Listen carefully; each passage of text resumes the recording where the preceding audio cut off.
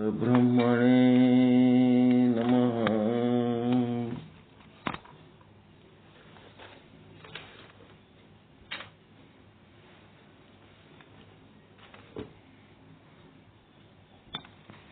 ಸಮಸ್ತ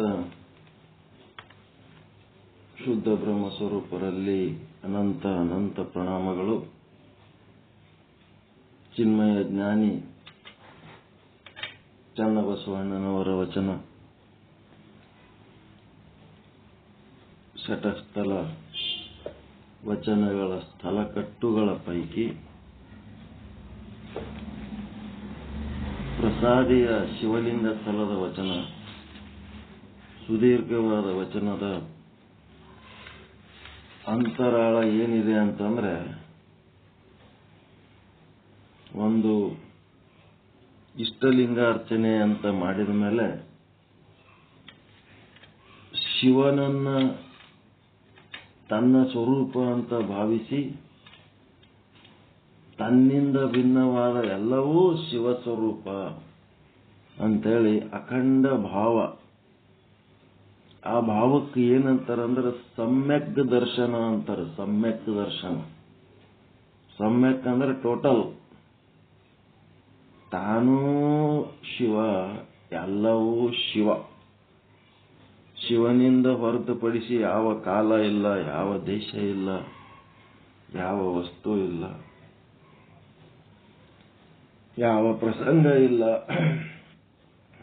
ಈ ರೀತಿ ಇದ್ದವನು ಹೆಂಗಿರ್ತಾನಂದ್ರೆ ಸಹಜ ಸಂತೋಷದಿಂದ ಹಾಲ ಸಾಗರದೊಳಗಿದ್ದಂಗಿರ್ತಾನಂತ. ಸಹಜವಾಗಿರ್ತಾನ, ಕೃತ್ರಿಮವಾಗಿ ಅಲ್ಲ, ಸಹಜವಾಗಿ ಸಂತೋಷವಾಗಿ ಹಾಲಿನ ಸಾಗರದಾಗಿರ್ತಾನಂತ. ಕ್ಷೀರ ಸಾಗರದಾಗ ಇದ್ದವ ಎಂದರೆ ವಾಳಿ ಯಾವಿನ ಬೆನ್ನ ಹರಿಬವನೇ. ಇವು ಯಾವರೇ ಆಕಳ ಬೆನ್ನ ಹತ್ತಾನೇನ, ಅವನು ಹಾಲಿನ ಸಾಗರದಾಗಿದ್ದವ ಯಾವರೇ ಆಕಳುಗಳು ಬೆನ್ನ ಹತ್ತದ ಅವಶ್ಯಕತೆ ಅದೇನು ಅವನಿಗೆ ಅಂತ ಕೇಳಕತ್ತಾರ. ಕ್ಷೀರ ಸಾಗರದೊಳಗಿದ್ದವನಿಗೆ ಆಕಳ ಕಟ್ಟ ಅವಶ್ಯಕತೆ ಅದೇನ್ರಿ?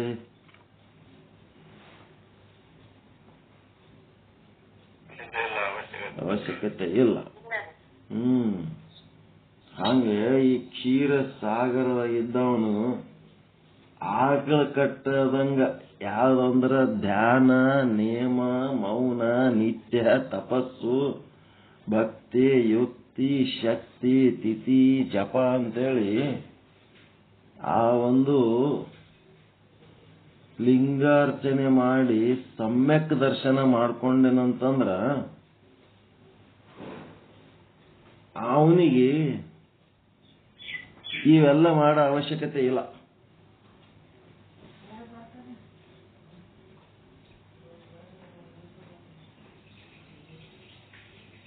ಲಿಂಗಾರ್ಚನೆ ಮಾಡೋದು ಒಂದು ಕೆಲಸ, ಆಮೇಲೆ ಸಮ್ಯಕ್ ದರ್ಶನ ಹೊಂದಿರೋದು. ಲಿಂಗಾರ್ಚನೆ ಎದಕ್ ಮಾಡ್ತಾರಂತಂದ್ರೆ ಸಮ್ಯಕ್ ದರ್ಶನದ ಒಂದು ಅರಿವುಳ್ಳವರು ಗುರ್ತಾಗೋದಕ್ಕೆ ಇವರೆಲ್ಲರೂ ಸಮ್ಯಕ್ ದರ್ಶಿಗಳು ಅಂತೇಳಿ ಗುರ್ತಾಗೋದಕ್ಕೆ ಒಂದು ಆಚಾರ ಇಟ್ಕೊಂಡಾರ. ಈ ರೀತಿ ಆಚಾರ ಮಾಡೋರು ಸಮ್ಯಕ್ ದರ್ಶಿಗಳು. ನೀವೇನಿದು ಧ್ಯಾನ, ನೇಮ, ಇವೇನ ಕರ್ಮ ಉಪಾಸನೆಗಳು ಏನ್ ಮಾಡ್ತೀವಲ್ಲ, ಆ ಕರ್ಮ ಅಂದ್ರ ಶರೀರವನ್ನ ಬಳಸಿಕೊಂಡು ಶರೀರದಿಂದ ಏನ್ ಕೆಲಸ ಮಾಡ್ತೀವಿ ಕರ್ಮಗಳು, ಆ ಕರ್ಮಗಳು ಹೆಂಗ್ ಮಾಡ್ತೀರಿ? ದೇವರ ಪೂಜೆ, ಹೋಮ, ಹವನ, ಮತ್ತೇನು ಶರೀರ ಬಳಸಿ ಏನು ದೇವರ ಸೇವೆ ಮಾಡ್ತೀರಿ ಅದು ಕರ್ಮ ಏನದಲ್ಲ. ಈ ಕರ್ಮ ಯೋಗ ಅಲ್ಲಿ ಪರಮಾತ್ಮ ತಾನೇ ಅಂತ ಮಾಡಂಗಿಲ್ಲ, ಎಲ್ಲವೂ ಪರಮಾತ್ಮ ಅಂತ ಮಾಡಂಗಿಲ್ಲ. ಯಾವುದೋ ಒಂದು ವಸ್ತುವನ್ನ ಇಟ್ಕೊಂಡು ಅದೇ ದೇವರಂತ ಮಾಡ್ತಿರ್ತಾವ. ಸಮ್ಯಕ್ ದರ್ಶನದ ಕಲ್ಪನೆ ಅದ್ರಾಗಿಲ್ಲ.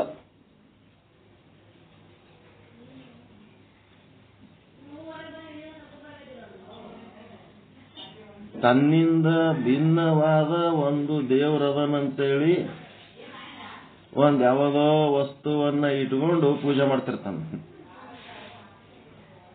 ಅದ್ರದ್ದು ಸಮ್ಯಕ್ ದರ್ಶನದ ಕಲ್ಪನೆ ಅಲ್ಲಿಲ್ಲ. ಮತ್ತ ಹೊರಗಿಟ್ಟು ಪೂಜೆ ಮಾಡೋದ್ರ ಬದಲಿ ಒಳಗೆ ಅಂತಃಕರಣದೊಳಗ ಇಟ್ಕೊಂಡು ಪೂಜೆ ಮಾಡ್ತಾನಂತಂದ್ರ ಒಳಗೆ ಇಟ್ಕೊಂಡ್ರು ಸಹಿತ ತಾನೇ ಅದು ಅಂತ ಮಾಡಂಗಿಲ್ಲ. ತನ್ನಿಂದ ಭಿನ್ನವಾದ ಒಂದು ಯಾವುದೋ ವಿಗ್ರಹವನ್ನ ಒಳಗೆ ಭಾವಿಸ್ತಾನವ. ನನ್ನ ಅಂತಃಕರಣದೊಳಗೆ ಅದನ್ನ ತಿಳ್ಕೊಂಡು ಮಾಡ್ತಾನ. ತಾನೇ ಅದು ಅಂತ ಮಾಡಂಗಿಲ್ಲ. ಅಲ್ಲೇನದ ಸತ್ಚಿತ್ತಾನಂದ ನಿತ್ಯ ಪರಿಪೂರ್ಣವಾದಂತ ಚೈತನ್ಯ ಏನದ, ಆ ಚೈತನ್ಯದ ಭಾನ ಇಲ್ಲ. ಒಳಗಿಟ್ಕೊಂಡು ಧ್ಯಾನ ಮಾಡಿದ್ರೇನು, ಹೊರಗಿಟ್ಟು ಪೂಜೆ ಮಾಡಿದ್ರೇನು ಆ ದೇವರೇ ನಾನದೀನಿ, ಅದು ನನ್ನಿಂದ ಭಿನ್ನವಿಲ್ಲ. ಮಣ್ಣ ಬಿಟ್ಟು ಮಡಿಕೆ ಇಲ್ಲ, ತನ್ನ ಬಿಟ್ಟು ದೇವರಿಲ್ಲ, ತತ್ವಮಸಿ ಇವ್ಯಾವ ತತ್ವಗಳದ್ರೊಳಗಿಲ್ಲ. ಅದೇ ಬೇರೆ, ನಾನೇ ಬೇರೆ, ಭಕ್ತನೇ ಬೇರೆ, ಭಗವಂತನೇ ಬೇರೆ, ಗುರುನೇ ಬೇರೆ, ಶಿಷ್ಯನೇ ಬೇರೆ. ಈ ರೀತಿ ಇದ್ದವರೆಲ್ಲ ಏನಪ್ಪ ಅಂತಂದ್ರ ಆಕಳ ಕಟ್ಟಿ ಹೈನ ಮಾಡಿದವ್ರು ಇವ್ರು. ಈ ರೀತಿ ಮಾಡೋರು ಆಕಳ ಕಟ್ಟಿ ಹೈನ ಮಾಡೋರು. ಯಾರು ತಾವು ಶಿವಸ್ವರೂಪರು ಮತ್ತೆ ತಮ್ಮಿಂದ ಭಿನ್ನವಾಗಿ ತಮ್ಮ ಪಿಂಡಾಂಡದಿಂದ ಭಿನ್ನವಾದ ಬ್ರಹ್ಮಾಂಡನೂ ಎಲ್ಲ ಇಡೀ ಶಿವಸ್ವರೂಪ ಅಂತ ಯಾರು ಭಾನ ಮಾಡ್ಕೋತಾರ ಅವ್ರೆಂತವ್ರು ಅಂತಂದ್ರ ಕ್ಷೀರ ಸಾಗರದಾಗಿದ್ದವ್ರಂತ. ಎಂತ ದೃಷ್ಟಾಂತಗಳು ಕೊಟ್ಟಾರ ನೋಡ್ರಿ. ಕ್ಷೀರ ಸಾಗರದೊಳಗಿದ್ದವನಿಗೆ ಆಕಳದ ಅವಶ್ಯಕತೆ ಇಲ್ಲ. ಅಂದ್ರ ನಮ್ಮ ಏನು ದಾರಿ ಹಿಡ್ದೀವಿ, ಎಂತ ತತ್ವ ಹಿಡಿದೀವಿ, ಅದು ಬಹಳ ದೊಡ್ಡ ತತ್ವ, ಬಹಳ ದೊಡ್ಡ ತತ್ವ.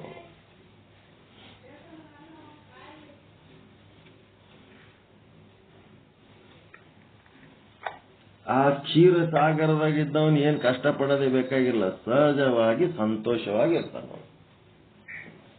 ಕ್ಷೀರ ಸಾಗರದಾಗಿದ್ದವ ಇವನೇನಾತನ ಆಕಳ ಕಟ್ಟಿದವ, ಹುಲ್ಲು ತರಬೇಕು, ಹುಲ್ಲು ತಿನ್ನಿಸ್ಬೇಕು, ಅದಕ್ಕೆ ಮೇಯಿಸ್ಬೇಕು, ಆಮೇಲೆ ಅದ್ರ ಕರ ಬಿಟ್ಕೋಬೇಕು, ಅದ್ರ ಎಣ್ಣೆ ಕೆಲಸ ಮಾಡಬೇಕು, ಕಷ್ಟಪಟ್ಟು ಮಾಡವ. ಕ್ಷೀರ ಸಾಗರದಾಗಿದ್ದವನಿಗೆ ಇದ್ದಲ್ಲೇ ಎಲ್ಲ ಬರ್ತಿರ್ತದೆ.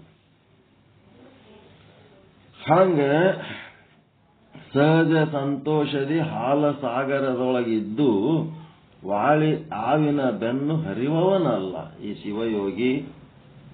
ಸರ್ವಾಂಗದೊಳ ತನ್ಮಯವಾಗಿರಲು, ಸರ್ವಾಂಗದೊಳಗ ಎಲ್ಲಾ ಕಡೆ ನಿನ್ನ ಶರೀರದೊಳಗ ಅವನೇ ತುಂಬಿರುವಾಗ ನಿನ್ನಿಂದ ಭಿನ್ನವಾಗಿ ಅದನಂತೇಳಕ್ಕೆ ಯಾಕೆ ನಿನಗೆ ಅಂತದೊಂದು ದುರ್ಬುದ್ಧಿ ಆದ? ಸರ್ವಾಂಗದೊಳು ತನ್ಮಯವಾಗಿರಲು ಭಿನ್ನ ಬೇಕೋ? ಪರುಷದ ಗಿರಿ ಕೈ ಸಾರಿರ್ದು ನಾಡ ಮಣ್ಣ ಕೂಡಲಿಕ್ಕೆ ತೊಳೆದು ಆಗವ ಸಾಧಿಸಬೇಕೆಂಬ ಧಾವತಿಯನಲ್ಲ. ಅವಕ್ಕೆಲ್ಲ ಹೆಂಗ್ ಹೇಳ್ತಾನಂತಂದ್ರ, ಪರುಷದ ಗಿರಿ, ಪರುಷ ಅನ್ನುವ ಒಂದು ವಸ್ತು ಅದು ಯಾವುದೋ ಒಂದು ಕಬ್ಬಿಣವನ್ನು ಮುಟ್ಟಿತು ಅಂತಂದ್ರ ಅದು ಬಂಗಾರ ಆಗ್ಬಿಡ್ತದ. ಅಂತದ್ ಪರುಷದ ಗಿರಿ ತನ್ನ ಬಲ್ಲಿ ಇಟ್ಕೊಂಡು ನಾಡ ಮಣ್ಣು ಕೂಡಲಿಕ್ಕಿ ತೊಳೆದು ಆಗವ ಸಾಧಿಸಬೇಕಂತಂದ್ರ ಏನಿದ್ರ ಅರ್ಥ ಮಾಡ್ಕೊಂಡ್ರೆ,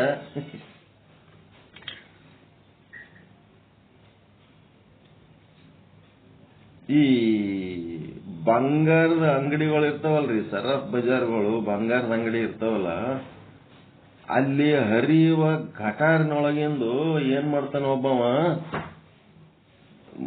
ಮಣ್ಣು ತಗೋತಾನ. ಅದರಂದು ತಗೊಂಡು ಏನ್ ಮಾಡ್ತಾನ, ಅದನ್ನ ಅದೇ ಘಟಾರ್ ನೀರಾಗೆ ಸೋಸ್ತಾನ, ತೊಳಿತಾನ, ಸೋಸ್ತಾನ. ನೋಡಿರಿಲ್ಲ ಅದು ಮಾಡೋದು? ಯಾರು ನೋಡಿರೇ ಇಲ್ಲ? ಬಂಗಾರದ ಅಂಗಡಿ ಅವನು ಕಸ ಬಳದು ಚೆಲ್ಲಿದ್ದು ಆ ಗಟಾರ್ನಾಗ ಇರ್ತದಂತ ತಿಳ್ಕೊಂಡು ಅವ ಏನ್ ಮಾಡ್ತಾನ, ಗಟಾರ್ನಾಗಿಂದು ಮಣ್ಣ ನೀರ ಎಲ್ಲಾ ತಗೊಂಡು ಒಂದು ಸೋಸದ ತಂದಿರ್ತಾನ ಚಾನಿ, ಅದರ್ಲಿಂತ ಸೋಸಿ ಸೋಸಿ ಸೋಸಿ ಅದು ಇಷ್ಟು ಒಂದು ಕಿಲೋ ಇದ್ದದ್ದು ಕೆಸರು ಹೋಗಿ ಸಣ್ಣದೊಂದು 5 ಗ್ರಾಮ್ 10 ಗ್ರಾಮಿನ ಮಟ್ಟಿಗೆ ತರ್ತಾನ. ಸೋಸಿ ಸೋಸಿ ಸೋಸಿ ಸೋಸಿ ಕಡಿಗೆ ಅದ್ರೊಳಗೆ ಅವನಿಗೆ ಬಂಗಾರ ತುಕಡಿ ಸಿಗ್ತಾವ. ಸಣ್ಣನು ಬಂಗಾರ ತುಕಡಿ ಮಿಂಚು ಮಿಂಚು ಮಿಂಚು ಮಿಂಚು ಸಿಗ್ತಾವ. ಹಂಗ ಯಾವಾಗ ನಿನ್ನ ಹತ್ರ ಪುರುಷದ ಗಿರಿನೇ ಅದ, ಬಂಗಾರ ನೀ ಮುಟ್ಟಿದ ಕಬ್ಬಿಣ ಎಲ್ಲ ಬಂಗಾರ ಮಾಡುವಂತ ಶಕ್ತಿ ನಿನ್ನೊಳಗಿದ್ದು, ಆ ಗಟಾರ ತೊಳೆದು ಅದರೊಳಗಿನ ಗಟಾರಿನೊಳಗಿಂದು ಬಂಗಾರದ ಅದಿರುಗಳನ್ನ ಹುಡುಕಂತ ಕೆಲಸ ಮಾಡಿದಂಗ ಆ ಇಷ್ಟಲಿಂಗಾರ್ಚನೆ ಮಾಡುವವನು ಪರುಷದ ಗಿರಿ ಇದ್ದಂಗ. ಇಷ್ಟಲಿಂಗಾರ್ಚನೆ ಮಾಡಿ ಸಮ್ಯಕ್ ದರ್ಶನ ಹೊಂದಿದವನು ಪರುಷದ ಗಿರಿ ಇದ್ದಂಗ. ಮತ್ತ ಅದನ್ನು ಹೊರತುಪಡಿಸಿ ಮತ್ತೆ ಬೇರೆ ಏನಾರ ಆಚಾರ ವಿಚಾರಗಳು ಮಾಡ್ಲಕತ್ತಾರ ಅಂತ ಅವರೆಲ್ಲ ಘಟಾರದೊಳಗಿನ ಮಣ್ಣು ತೊಳೆದು ಬಂಗಾರ ತೆಗೆಯವರಿದ್ದಂಗ. ಎಟ್ಟರೆ ಇವರು ಬರದಾರ, ಪರುಷದ ಗಿರಿ ಕೈ ಸಾರಿರ್ದು ನಾಡ ಮಣ್ಣ ಕೂಡಲಿಕ್ಕಿ ತೊಳೆದು ಹಾಗ ಅಂದ್ರೆ ರೊಕ್ಕ ಅಂತದ್ ಮಾಡಿ ರೊಕ್ಕ ಗಳಿಸ್ಬೇಕು, ಹಾಗವ ಸಾಧಿಸಬೇಕೆಂಬ ಧಾವತಿಯವನಲ್ಲ. ಅತ್ಯಂತ ಸ್ನೇಹದಿಂದ ಮನಕ್ಕೆ ಬಂದು ನೆನಹಿನಿಂದೆ ನೆಲೆಗೊಂಡಿರಲು, ಅತ್ಯಂತ ಸ್ನೇಹದಿಂದ ಮನಕ್ಕೆ ಬಂದು ನೆನಹಿನಿಂದೆ ನೆಲೆಗೊಂಡಿರಲು, ಆಹಾ ಎನ್ನ ಪುಣ್ಯವೇ, ಆಹಾ ಎನ್ನ ಭಾಗ್ಯ ಎಂದು ಕರ ಮನ ಭಾವ ತುಂಬಿ ಕ್ರೀಡಿಸುವ ರತಿಸುಖವ ಬಿಟ್ಟು ಬರೀ ನೆನಹಿನ ಆಸೆ ಎಂಬ ಚಿಂತೆಯಿಂದೆ ತೊಳಲಿ ಬಳಲುವ ಮರಹಿನಲ್ಲಿಯ ತಂತ್ರಿಗಳಂತೆ ಭಿನ್ನ ಬಿಟ್ಟು ಕಂಡಿನೆಂದು ಆಸೆ ಪಡುವವನಲ್ಲ.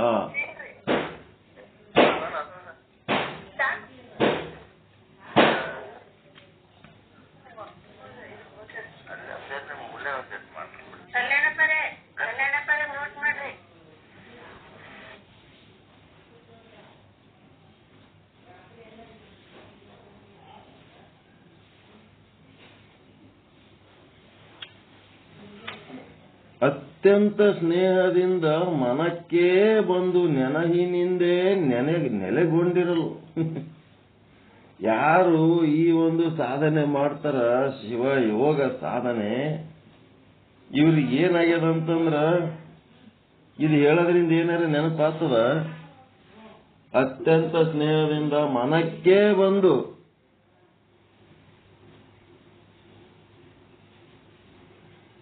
ನೆರಹಿನಿಂದ ನೆಲೆಗೊಂಡಿರಲು ಅಂತಂದ್ರ ಯಾವ್ದಾರ ಒಂದು ವಾಕ್ಯ ನೆನಪಾತು ನಿಮಗ? ನಿಮ್ಮ ಮನಸ್ಸು ಹೋಗಿ ಪರಮಾತ್ಮನನ್ನ ತಿಳಿಯಂಗಿಲ್ಲದು. ನಿಮ್ಮ ಮನಸ್ಸು ಹೋಗಿ ಪರಮಾತ್ಮನನ್ನ ತಿಳಿಯಂಗಿಲ್ಲ. ಪರಮಾತ್ಮನೇ ನಿಮ್ಮ ಮನಸ್ಸಿಗೆ ಮನಸ್ಸಿನೊಳಗೆ ಪ್ರವೇಶ ಮಾಡ್ತಾನ.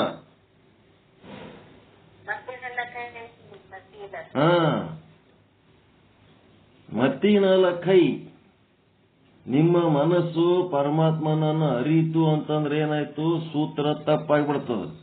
ಅರಿಯುವ ವಸ್ತು ಆತ್ಮ, ಅರಿಸಿಕೊಳ್ಳುವ ವಸ್ತು ಅನಾತ್ಮ. ನಮ್ಮ ಮನಸ್ಸು ಬ್ರಹ್ಮನನ್ನ ಅರಿಯುತ್ತದೆ ಅಂತಂದ್ರೆ ಏನಾಯ್ತು? ಬ್ರಹ್ಮ ಅನಾತ್ಮ ಆಗ್ತಾನ, ನಮ್ಮ ಮನಸ್ಸು ಆತ್ಮ ಆಗ್ತದ. ಹಂಗಾಗಂಗಿಲ್ಲ. ಮನಸ್ಸಿನಿಂದ ಬ್ರಹ್ಮನನ್ನ ಅರಿಲಿಕ್ಕೆ ಆಗಂಗಿಲ್ಲ.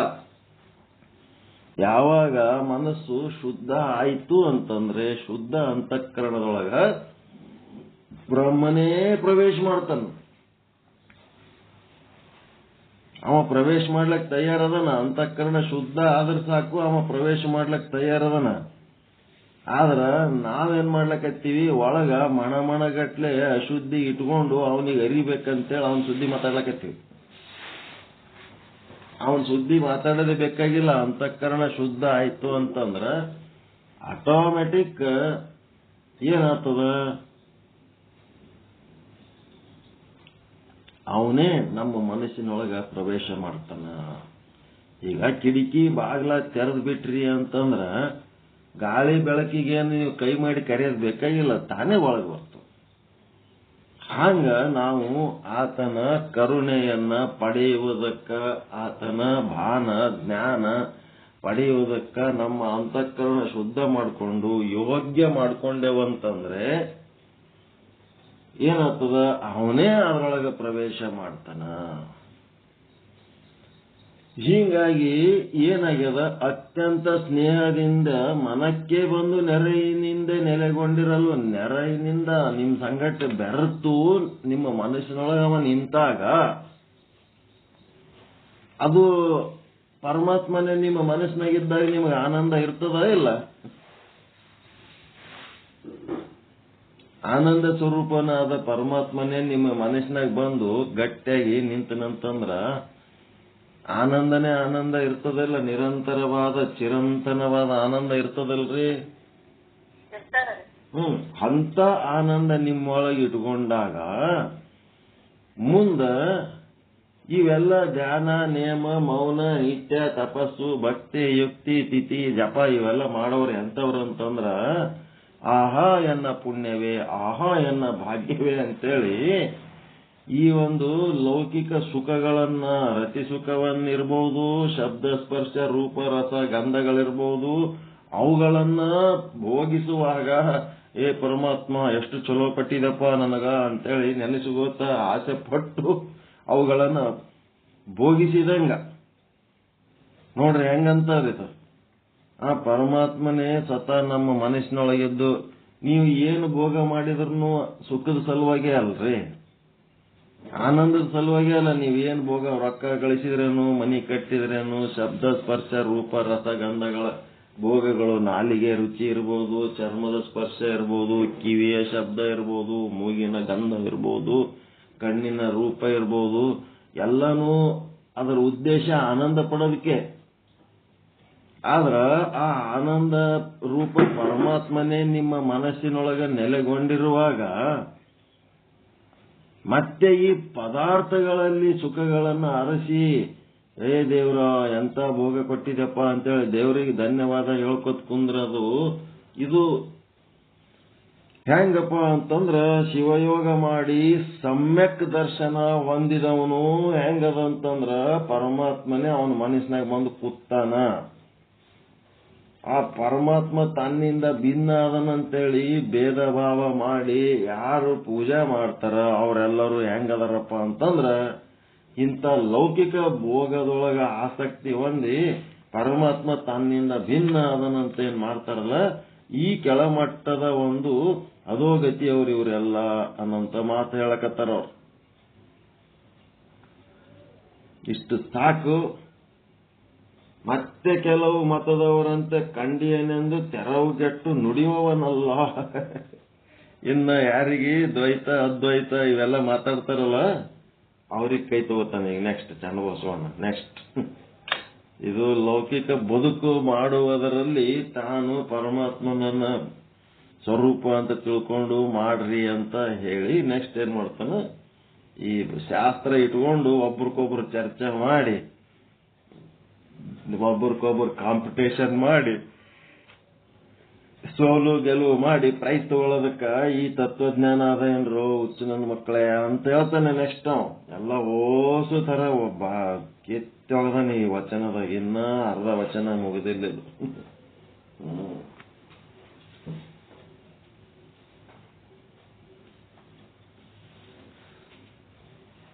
ಒಂದು ತತ್ವಪದ ಹಾಡ್ರಿ, ವಿಚಾರ ಸಾಗರಕ್ಕೆ ಹೋಗೋಣ. ಜೀವನ ಸ್ವರೂಪ.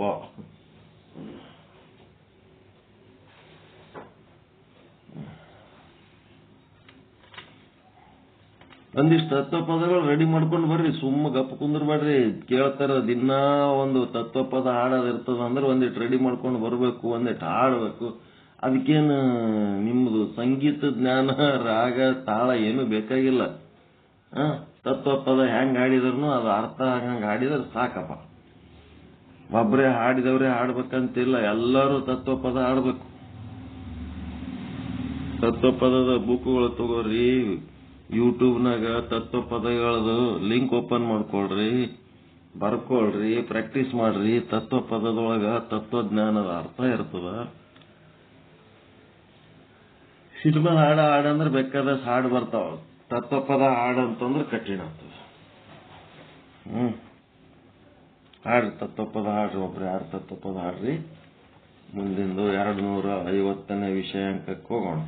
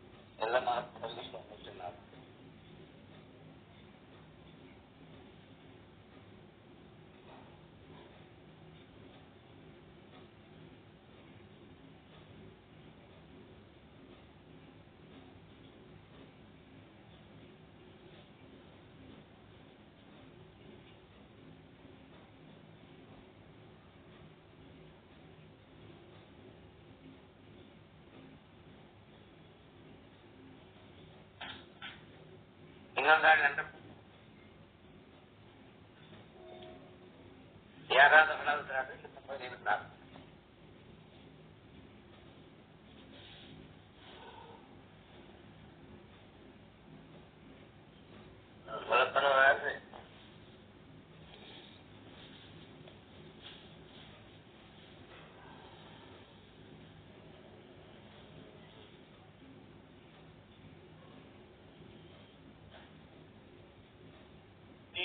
ರಕ್ಷಕನೇ ನಿನ್ನ ಜಾನವೇನು ವಿಠಲ, ದೀನ ರಕ್ಷಕನೇ ನಿನ್ನ ಜಾನವೇನು ವಿಠಲ, ಏನೇನಿತ್ತು ಮೆಚ್ಚಿಸುವೆನು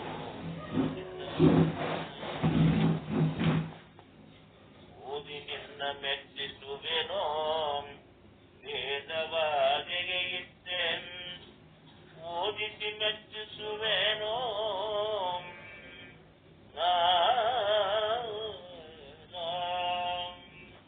ಪರಕೇತ ಶಯನನ ನಿನ್ನ ಓದಿಸಿ ಮೆಚ್ಚಿಸುವೆನೋ ಪರಶೇಷ ಶಯನನೇ ನಿನ್ನ ದೀನ ರಕ್ಷಕನೇ ನಿನ್ನ ಜ್ಞಾನವೇನು ವಿಠಲ ಏನನ್ನಿತ್ತು ಮೆಚ್ಚಿಸುವೆನೋ ನಿನ್ನ ವಿಠಲ ಓದಿ ನಿನ್ನ ಮೆಚ್ಚಿಸುವೆನೋ ವೇದವಾದಿಗೆ ಇತ್ತ ಓದಿಸಿ ಮೆಚ್ಚಿಸುವೆನೋ ವರಶೇಷ ಶಯನನ ನಿನ್ನ ಪಾಡಿ ನಿನ್ನ ಮೆಚ್ಚಿಸುವನೇ ಪಾಡಿ ನಿನ್ನ ಮೆಚ್ಚಿಸುವೇನೇ ಪವನ ಜನ ಸ್ವಾಮಿ ನೀನೇ ಪವನ ಜನ ಸ್ವಾಮಿ ನೀನೇ ಆದಿಸಿ ಮೆಚ್ಚಿಸುವೆನೇ ಹರನಯ್ಯ ನಯ್ಯ ಆದಿಸಿ ಮೆಚ್ಚಿಸುವೆನೇ ಹರನಯ್ಯ ನಯ್ಯ ನಿನ್ನ ಚಿನ್ನ ಬಿಟ್ಟು ಮೆಚ್ಚಿಸುವೇನೋ ಚಿನ್ನ ಬಿಟ್ಟು ಮೆಚ್ಚಿಸುವೇನೋ ಶ್ರೀದೇವಿಯ ರಸನೆ ಪೂರ್ಣಾನಂದ ಸ್ವಾಮಿ ನೀನೇ ಪುರಂದರ ವಿಠಲ ನಿನ್ನ ಪುರಂದರ ವಿಠಲ ನಿನ್ನ ದೀನ ರಕ್ಷಕನೇ ನಿನ್ನ ಜ್ಞಾನವೇನು ವಿಠಲ ದೀನ ರಕ್ಷಕನೇ ನಿನ್ನ ಜ್ಞಾನವೇನು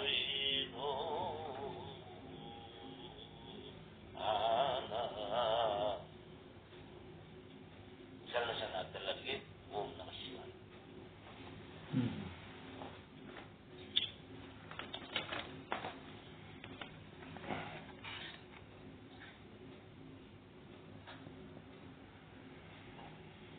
ಓಂ ಸದ್ಗುರು ಶ್ರೀ ಶುದ್ಧ ಬ್ರಹ್ಮಣೇ ನಮಃ. ಸಮಸ್ತ ಶುದ್ಧ ಬ್ರಹ್ಮ ಸ್ವರೂಪರಲ್ಲಿ ಅನಂತ ಅನಂತ ಪ್ರಣಾಮಗಳು.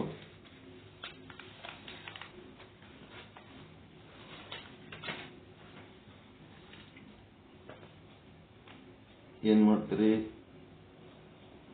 ಜೀವ ಈಶ್ವರರ ಬಗ್ಗೆ ಕಂಪ್ಯಾರಿಸನ್ ಮಾಡ್ಬೇಕಲ್ಲ. ವಿಷಯಾಂಕ 250 ಜೀವನ ಸ್ವರೂಪ. ಮತ್ತೆ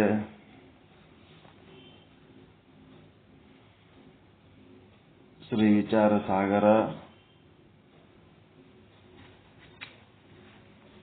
ತರಂಗ 5, ಮಧ್ಯಮಾಧಿಕಾರಿ,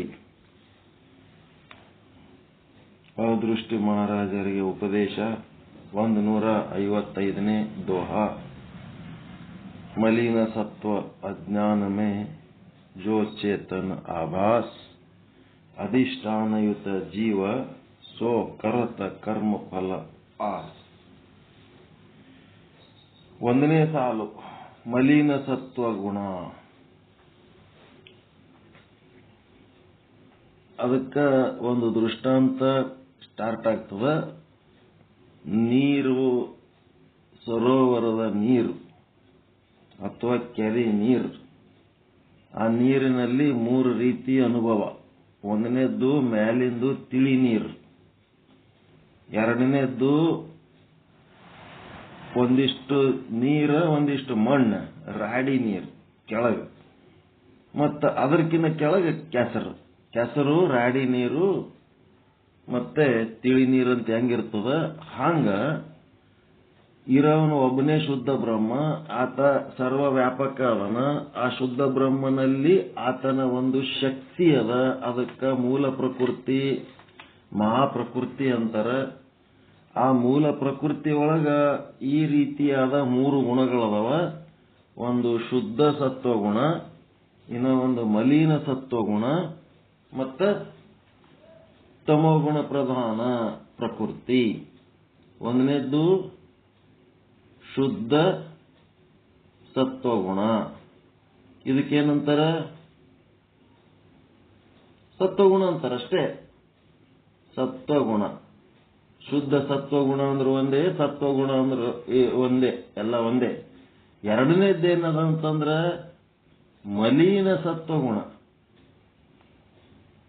ಇದಕ್ಕೇನಂತಾರ ಅಂದ್ರೆ ರಜೋಗುಣ ಅಂತಾರ. ಮೂರನೇದ್ದೇನದ ತಮೋಗುಣ ಪ್ರಧಾನ ಪ್ರಕೃತಿ.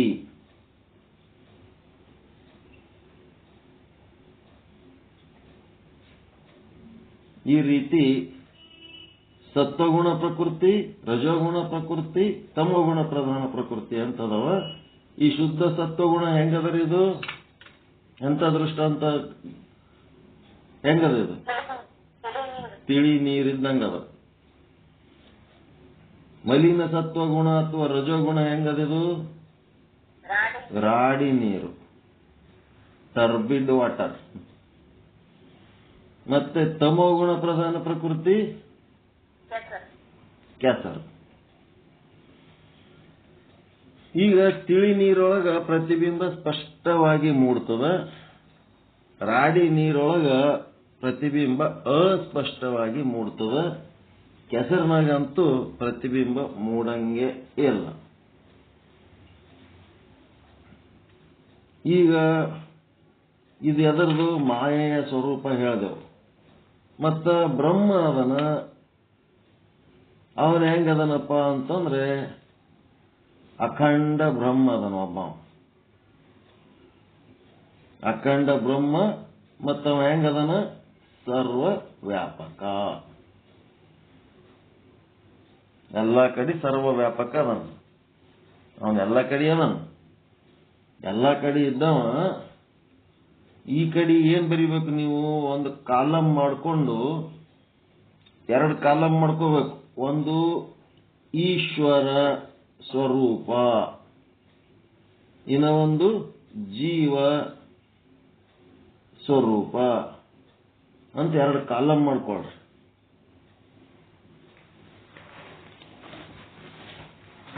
ಈಶ್ವರ ಸ್ವರೂಪ, ಜೀವ ಸ್ವರೂಪ. ಮಹಾಪ್ರಕೃತಿ ಅಥವಾ ಮೂಲ ಪ್ರಕೃತಿ ಅಥವಾ ಶುದ್ಧ ಬ್ರಹ್ಮನ ಶಕ್ತಿ. ಶುದ್ಧ ಬ್ರಹ್ಮನ ಶಕ್ತಿ ಅಥವಾ ಮೂಲ ಪ್ರಕೃತಿ ಅಥವಾ ಮಹಾಪ್ರಕೃತಿ, ಈ ರೀತಿ ಒಂದು ತತ್ವ ಅದ. ಇಲ್ಲಿ ಈಶ್ವರ ಸ್ವರೂಪ ಅಂತ ಕಾಲಮ್ ಅದಲ್ಲ, ಇಲ್ಲಿ ಏನ್ ಬರಿಬೇಕು? ಶುದ್ಧ ಸತ್ವ ಗುಣ ಅಂತ ಬರಿಬೇಕು. ಎಲ್ಲಿ? ಈಶ್ವರ ಸ್ವರೂಪದಾಗ. ಈ ಕಡೆ ಜೀವ ಸ್ವರೂಪದಾಗ ಯಾವ ಗುಣ ಇರ್ತದ?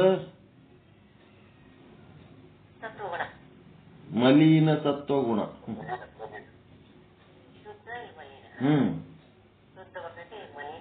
ಮಲೀನ ಸತ್ವಗುಣ. ಜೀವ ಸ್ವರೂಪ ಕಾಲಂನೊಳಗ ಮಲೀನ ಸತ್ವಗುಣ. ಈ ಕಡೆ ಈಶ್ವರ ಸ್ವರೂಪದ ಕಾಲಂನೊಳಗ ಶುದ್ಧ ಸತ್ವಗುಣ. ಈ ಮಲೀನ ಸತ್ವಗುಣಕ್ಕೆ ರಜೋಗುಣ ಕೂಡ ಅಂತಾರ. ರಜೋಗುಣ ಅಂತಂದ್ರೆ ಏನು? ರಜಗಳು ಅಂತಂದ್ರ ಧೂಳುಗಳು. ರಜ ಧೂಳಿನ ಕಣಗಳು.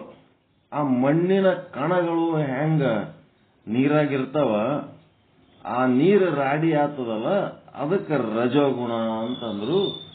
ಇಲ್ಲಿ ಪರಮಾತ್ಮನ ತತ್ವದೊಳಗ ಮಣ್ಣಿನ ಕಣಗಳಗತ್ಲೆ ಯಾವ ಅದಾವ ಅಂತಂದ್ರೆ 84 ಲಕ್ಷ ಜೀವರಾಶಿಗಳು ಧೂಳಿನ ಕಣ ಇದ್ದಂಗ ಅದಾವು.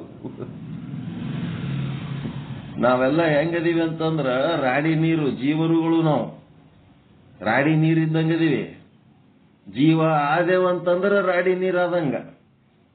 ಆ ರಾಡಿ ನೀರಿನೊಳಗೆ ಏನದ? ಮಣ್ಣಿನ ಕಣಗಳು. ಒಂದೊಂದು ಕಣ ಮಣ್ಣಿನ ಕಣ ಇದ್ದಂಗ ನಾವು ಏನದೀವಿ? ಒಂದು ಮಣ್ಣಿನ ಕಣ ಆದಂಗ ಆಗ್ತೇವೆ. ಯಾವಾಗ? ಜೀವಭಾವ ಇದ್ದಾಗ. ನಿಮ್ಮೊಳಗ ಜೀವಭಾವ ಇದ್ದಾಗ ಹುಟ್ಟವನು ನಾನು, ಸಾಯವನು ನಾನು, ಬರವ್ ನಾನು, ಹೋಗವನು ನಾನು, ಗಮನ ಮಾಡವನು, ಹುಟ್ಟವನು, ಸಾಯವನು, ಬರವನು, ಹೋಗವನು, ಮತ್ತೆಂಥದ್ದು ಹುಟ್ಟು, ಸಾವು, ಬರೋದು, ಹೋಗೋದು, ಮತ್ತ ಪಾಪ ಪುಣ್ಯ ಮಾಡವನು, ಸುಖ ದುಃಖ ಅನುಭವಿಸುವವನು.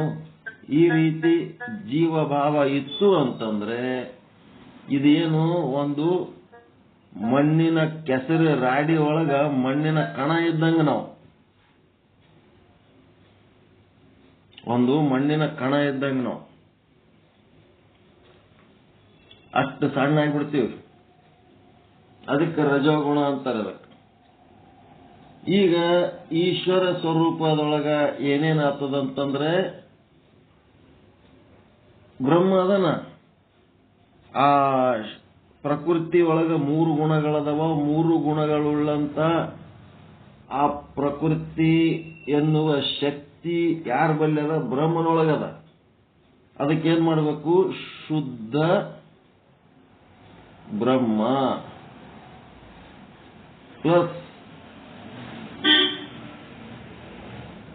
ಶುದ್ಧ ಸತ್ವ ಗುಣ. ಈ ಶುದ್ಧ ಸತ್ವ ಗುಣ ಅಂತಂದ್ರೆ ಹೆಂಗದ? ಇದು ಅಖಂಡ ಕನ್ನಡಿ ಇದ್ದಂಗದ. ಇದು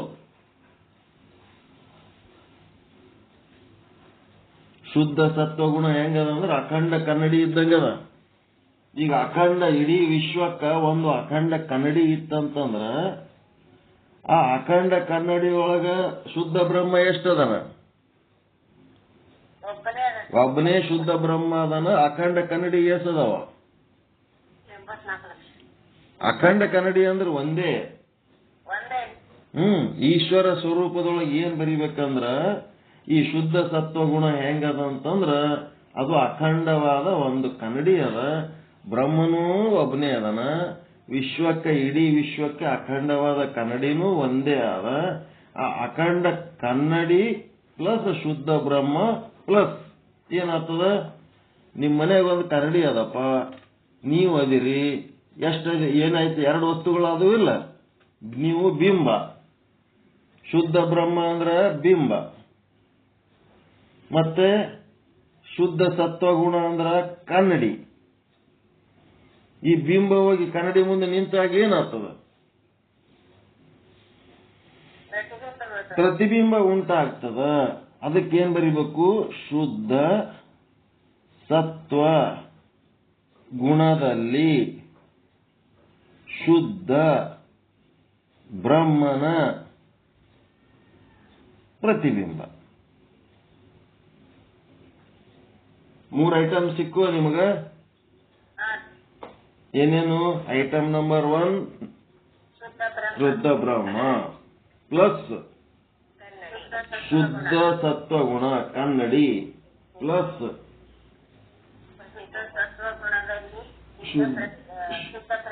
ಪ್ರತಿಬಿಂಬ. ಇವು 3 ಪ್ಲಸ್ ಆಯ್ತು ಅಂತಂದ್ರ ಅಲ್ಲೇನಾಯ್ತು? ಈಶ್ವರನ ಸ್ವರೂಪ. ಈಶ್ವರನ ಸ್ವರೂಪ ಅಖಂಡ ಕನ್ನಡಿ ಅಂತ ಯಾಕಂತಾರಂದ್ರೆ 84 ಲಕ್ಷ ಜೀವರಾಶಿಗಳು ಇಡೀ ವಿಶ್ವದೊಳಗ ವ್ಯಾಪಿಸಿದವ. ಪಂಚಮಹಾಭೂತಗಳು ಇಡೀ ವಿಶ್ವದೊಳಗ ವ್ಯಾಪಿಸಿದ್ದಾವೆ. ಯಾರು ಈಶ್ವರ ಸ್ವರೂಪರಾಗಿರ್ತಾರ, ಯಾರಲ್ಲಿ ಈಶ್ವರತ್ವ ಜಾಸ್ತಿ ಇರ್ತದ, ಅವರಿಗೆ ಇಲ್ಲಿದ್ರು ಅಷ್ಟೇ, ಅಲ್ಲಿದ್ರು ಅಷ್ಟೇ, ಎಲ್ಲಿದ್ರು ಅಷ್ಟೇ, ಏನೂ ವ್ಯತ್ಯಾಸ ಇಲ್ಲ. ಅಖಂಡವಾಗಿರ್ತಾರ ಅವ್ರು. ನಾ ರಾಯಚೂರಾಗ ಅದೀನಿ ಅಂತ ನೀವು ತಿಳ್ಕೊಂಡಿರಿ, ನಾ ಗೋಕಾಕ್ನಾಗ್ನು ಅದೀನಿ. ಈಶ್ವರ ಗೋಕರ್ಣಕ್ಕ ಅದನ್ನ ಇಲ್ಲ, ಬೆಳಗಾವದಾಗನು ಅದೀನಿ. ಅಖಂಡವಾಗಿ ಎಲ್ಲ ಕಡೆ ಅದೀನಿ ನಾನು. ಬರೇ ನಾನು 3.5 ಮೊಳ ಶರೀರದೊಳಗೆ ಅದೀನಿ ಅಂತ ತಿಳ್ಕೊಂಡು ಅಲ್ಲೇ ರಾಯಚೂರಾಗೆ ಅದನ್ನಂತ ಹಿಂಗ್ ತಿಳ್ಕೊಂಡ್ರ ಒಳಗಿದ್ದವ ಅವ ಅಟ್ಟೆ 3.5 ಮೊಳ ಇಲ್ಲವ. ಅವ ಸರ್ವ ವ್ಯಾಪಕ ಅದನ. ಅವನು ಜಗದಾಗಲ್ಲ, ಮುಗಿಲಾಗಲ್ಲ, ಮಿಗೆಯಾಗಲ್ಲ. ಪಾತಾಳದಿಂದ ತತ್ತ, ಬ್ರಹ್ಮಾಂಡದಿಂದ ತತ್ತ ಏನಂತಾರ ಅಂತವ್ ಏನಾಗ್ಯಾನಂತಂದ್ರ ಇಲ್ಲಿ 3.5 ಮೊಳ ಶರೀರದೊಳಗ ಸಿಕ್ಕೊಂಬಿದ್ದಾನಷ್ಟೇ. ಅವ 3.5 ಮೊಳ ಶರೀರದಾಗ ಅದನಂದ್ರೆ ಅವ ಈಟೇ ಅದನಂತ ಅಲ್ಲ. ನರೇಂದ್ರ ಮೋದಿ ಡೆಲ್ಲಿ ಒಳಗ ಪ್ರಧಾನ ಮಂತ್ರಿ ಭವನದಾಗ ಅದನ ಅಂತಂದ್ರ ಅಟ್ಟೆ ಅದನ ನರೇಂದ್ರ ಮೋದಿ ಅಲ್ಲಿ. ಪ್ರಧಾನ ಮಂತ್ರಿ ದೇಶದ ಯಾವ ಮೂಲೆ ಒಳಗೆ ಸಹಿತ ಅವನ ಅಧಿಕಾರ ಅದ ಇಲ್ಲ. ಅಲ್ಲಿ ಕೂತೊಂದು ಸಣ್ಣ ಗೆರಿ ಹಾಕಿಬಿಟ್ನಂತಂದ್ರೆ ಇಲ್ಲಿ ಏಸೋ ಮನಿಗಳು ಏಸೋ ಬಿಲ್ಡಿಂಗ್ಗಳು ಅಳ್ಳಾಡಿ ಹೋಗ್ಬಿಡ್ತಾವ. ಪ್ಲಾನಿಂಗ್ ಸೆಕ್ಷನ್ದವ್ರಿಗೆ ಕರೆಸಿ ಇದು ಸ್ವಲ್ಪ ಚೇಂಜ್ ಮಾಡ್ರಪ್ಪ ಅಂತ ಒಂದು ಸಣ್ಣ ಗೆರಿ ಮೋದಿ ಹಾಕಿದ್ರೆ ಸಾಕು, ಇಲ್ಲಿ ಏಸೋ ರೋಡ್ಗಳು ಚೇಂಜ್ ಆಗ್ತಾವ, ಬಿಲ್ಡಿಂಗ್ ಚೇಂಜ್ ಆಗ್ತಾವ, ಎಲ್ಲ ಚೇಂಜ್ ಆಗ್ತಾವ. ಅಷ್ಟೇ ಇಲ್ಲ, ಈಶ್ವರತ್ವ ಅನ್ನೋದೇನದ ಅಖಂಡವಾಗಿ ಎಲ್ಲಾ ಕಡೆ ಒಂದೇ ಥರ, ಎಲ್ಲಾ ಜೀವಿಗಳಿಗೆ ಒಂದೇ ರೀತಿಯಾದಂಥ ಜೀವನ. ಯಾವುದು ಒಂದೇ ರೀತಿ? ಎಲ್ಲರೂ ಮೂಗ್ಲಿಂತ ಉಸಿರಾಡಿಸ್ತಾರ, ಏನ್ ಅಮೆರಿಕದವ್ರು ಏನ್ ಕಿವಿಲಿಂತ ಉಸಿರಾಡಿಸ್ತಾರ? ಕಾಮನ್ ಕೋಡ್ ಏನ್ ಆದಲ್ಲ ಅದೆಲ್ಲ ಈಶ್ವರದ್ದು. ಮತ್ತೆ ಈ ಶುದ್ಧ ಸತ್ವ ಗುಣಕ್ಕೆ ಏನಂತಾರ? ಮಾಯೆ ಅಂತಾರೆ. ಮಾಯೆ, ಶುದ್ಧ ಸತ್ವಗುಣದ ಹೆಸರು ಮಾಯೆ. ಶುದ್ಧ ಸತ್ವಗುಣ ಹೆಂಗದ? ಅಖಂಡ ಕನ್ನಡಿ ಇದ್ದಂಗದ. ಆ ಶುದ್ಧ ಸತ್ವಗುಣದಲ್ಲಿ ಬ್ರಹ್ಮನ ಪ್ರತಿಬಿಂಬ ಉಂಟಾದಾಗ ಏನಾಯ್ತು? ಈಶ್ವರ ಎನ್ನುವ ತತ್ವ ಉತ್ಪನ್ನವಾಗ್ತದ, ಈಶ್ವರ ಸ್ವರೂಪ ಉಂಟಾಯ್ತು. ಅದು ಏನದು? Common code for entire universe.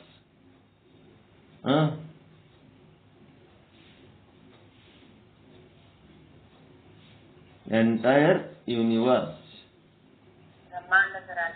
ಇಡೀ ಬ್ರಹ್ಮಾಂಡಕ್ಕ ಆ ಒಂದು ಮಾಯೆ ಅಂತಂದ್ರ ರಾಣಿ, ಈಶ್ವರ ಅಂದ್ರೆ ರಾಜ. ಈಶ್ವರ ಹೆಂಗ ಸಂಕಲ್ಪ ಮಾಡ್ತಾನ ಹಂಗಂಗ ಆ ಮಾಯೆ ವಿಕಾಸ ಹೊಂದ್ಕೋತ ಹೋಗ್ತಾವ, ಡೆವಲಪ್ ಆಕೋತ ಹೋಗ್ತಾವ. ಇದೇನದು? Common code for entire universe.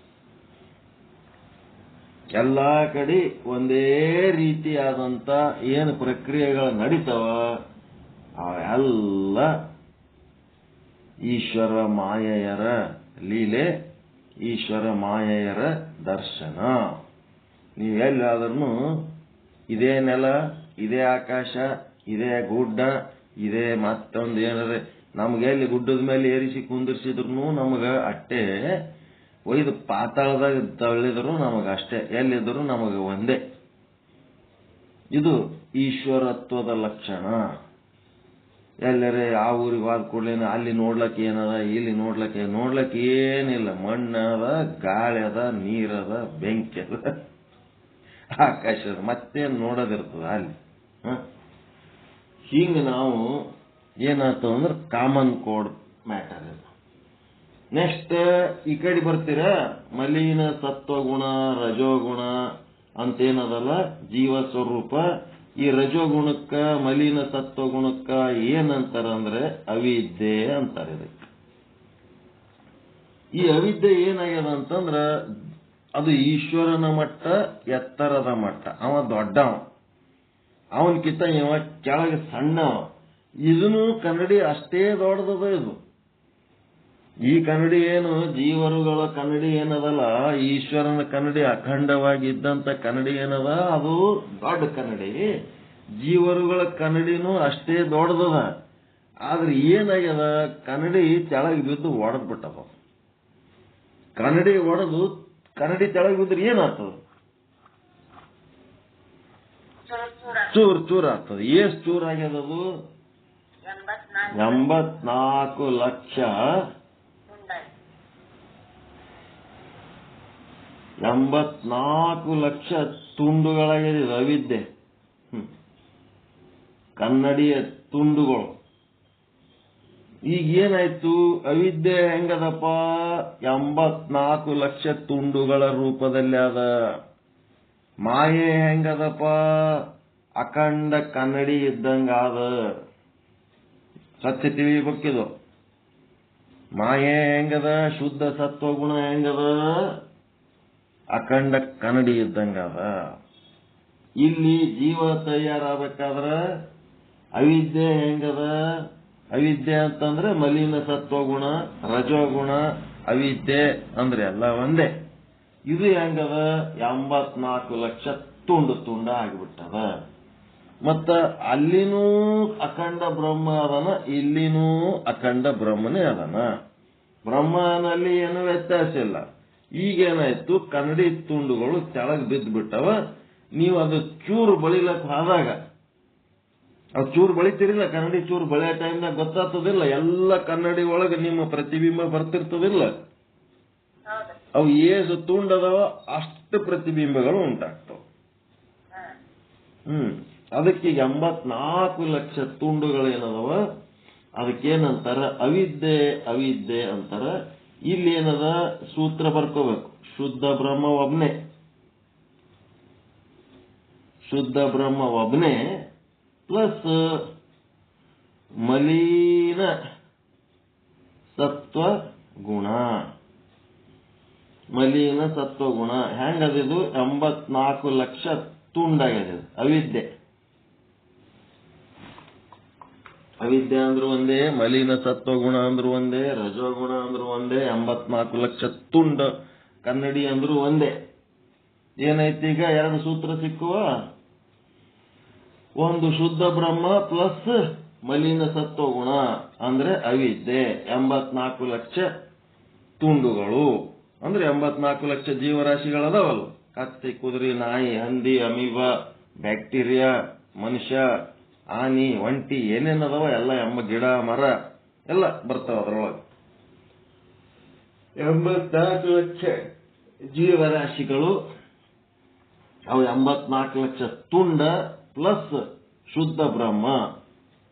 ಆ ಶುದ್ಧ ಬ್ರಹ್ಮ ಆ 84 ಲಕ್ಷ ತುಂಡಿನೊಳಗ ಹಿಂಗ ನೋಡಿದನು ಅಂತಂದ್ರ ಎಷ್ಟು ಪ್ರತಿಬಿಂಬ ಬರ್ತಾವ? 84 ಲಕ್ಷ. ಅದಕ್ಕ ಅವಿದ್ಯೆಯಲ್ಲಿ ಮೂರನೇದಿದು ಪ್ಲಸ್ ಅವಿದ್ಯೆಯಲ್ಲಿ ಶುದ್ಧ ಬ್ರಹ್ಮನ, ಅವಿದ್ಯೆಯಲ್ಲಿ ಶುದ್ಧ ಬ್ರಹ್ಮನ 84 ಲಕ್ಷ ಪ್ರತಿಬಿಂಬಗಳು.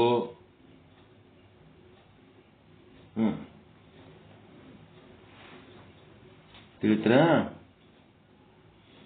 ಅವಿದ್ಯೆಯಲ್ಲಿ ಶುದ್ಧ ಬ್ರಹ್ಮನ 84 ಲಕ್ಷ ಪ್ರತಿಬಿಂಬಗಳು.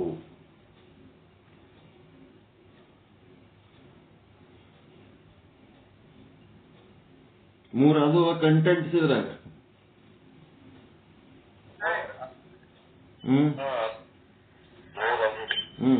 ಏನೇನಾಯ್ತು? ಒಂದು ಶುದ್ಧ ಬ್ರಹ್ಮ,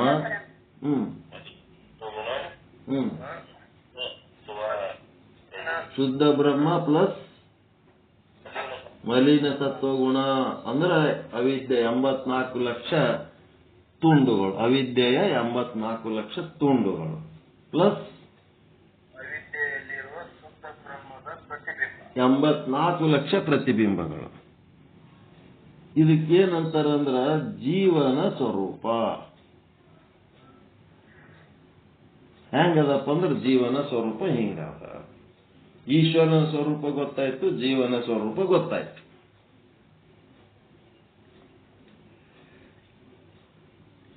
ಈಗ ಈ ಶ್ಲೋಕ ಓದ್ತೀನಿ, ದೋಹ ಓದ್ತೀನಿ. ಮಲೀನ ಸತ್ವ, ಇದಕ್ಕೇನಂತಾರ ಅವರು? ಶುದ್ಧ ಸತ್ವಗುಣ, ಮಲೀನ ಸತ್ವಗುಣ, ತಮೋಗುಣ ಪ್ರಧಾನ ಪ್ರಕೃತಿ. ಇದು ಎಲ್ಲದಕ್ಕೂ ಏನಂತಾರ ಅವರು? ಅಜ್ಞಾನ ಅಂತಾರೆ. ಶಕ್ತಿಗೆ ಅಜ್ಞಾನ ಅಂತಾರೆ ವೇದಾಂತದೊಳಗೆ.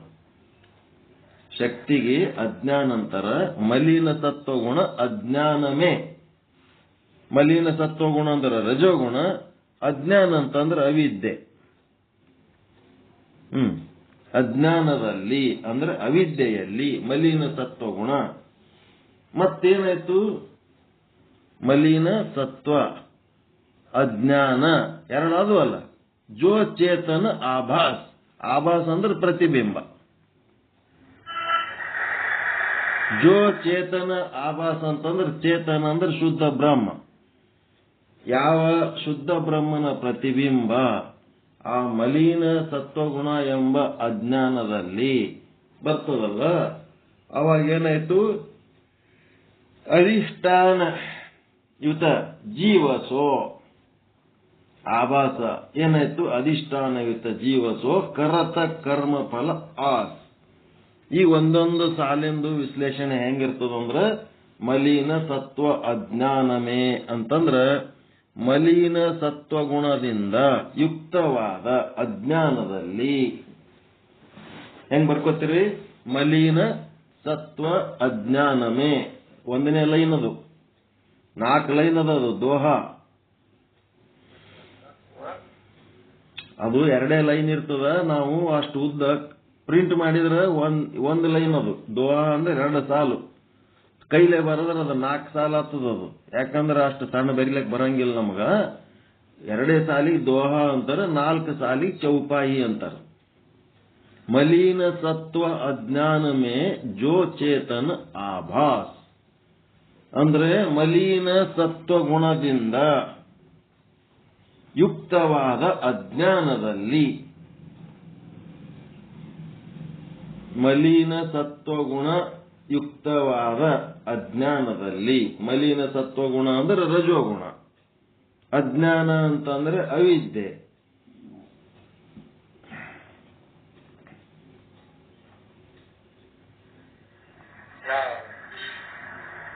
ಎರಡನೇ ಸಾಲು ಜೋ ಚೇತನ ಆಭಾಸ್ ಅಂತಂದ್ರ ಯಾವ ಚೇತನದ ಪ್ರತಿಬಿಂಬವು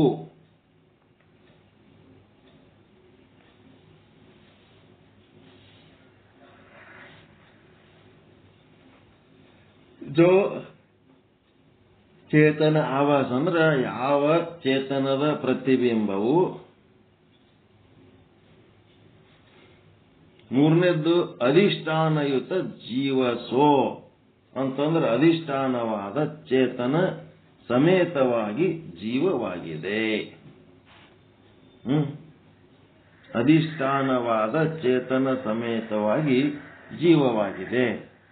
ಆ ಮಲಿನ ಸತ್ವಗುಣವಾದ ಅಜ್ಞಾನದಲ್ಲಿ ಚೇತನದ ಪ್ರತಿಬಿಂಬ ಮತ್ತು ಅಧಿಷ್ಠಾನ ಇರಲ್ಲ, ಇವು 3 ಕೂಡಿ ಜೀವ ಆಗ್ಯದ ಅಂತ.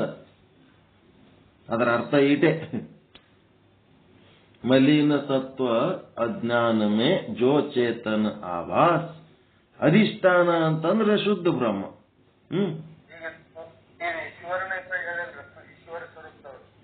ಜೀವ ಸ್ವರೂಪ, ಈಶ್ವರ ಸ್ವರೂಪ ಬರೆಸಿತ್ತು, ಜೀವ ಸ್ವರೂಪ ಮುಗಿತು.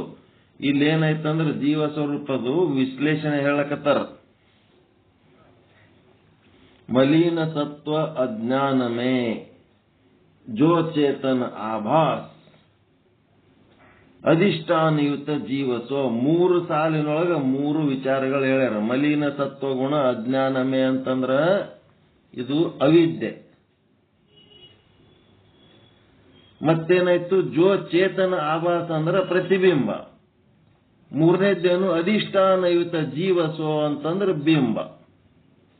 ಬಿಂಬ, ಪ್ರತಿಬಿಂಬ ಮತ್ತು ಅವಿದ್ಯೆ ಇವು 3 ಕೂಡಿದಾಗ ಏನಾಯ್ತು? ಜೀವ ಆಯ್ತು ಅಂತ ಈ ದೋಹದೊಳಗೆ ಹೇಳಕತ್ತಾರ. ಹೇಳಿ ಏನಾಯ್ತು? ಅದು ಏನ್ ಮಾಡ್ತದ? ಈ ರೀತಿ ಜೀವ ಆದ್ಮೇಲೆ ಈ ಜೀವನದು ಒಂದು ಪ್ರೈಮರಿ ಕ್ಯಾರೆಕ್ಟರ್ ಏನದಂದ್ರ ಕರತ ಕರ್ಮ ಫಲ ಆಸ್. ಅದು ಏನೇ ಕೆಲಸ ಮಾಡಿದರೆ ಅದಕ್ಕ ಫಲ ಬೇಕಂತ ಆಸೆ ಪಡ್ತದೆ. ಈ ಜೀವನದ ಒಂದು ಕ್ಯಾರೆಕ್ಟರ್.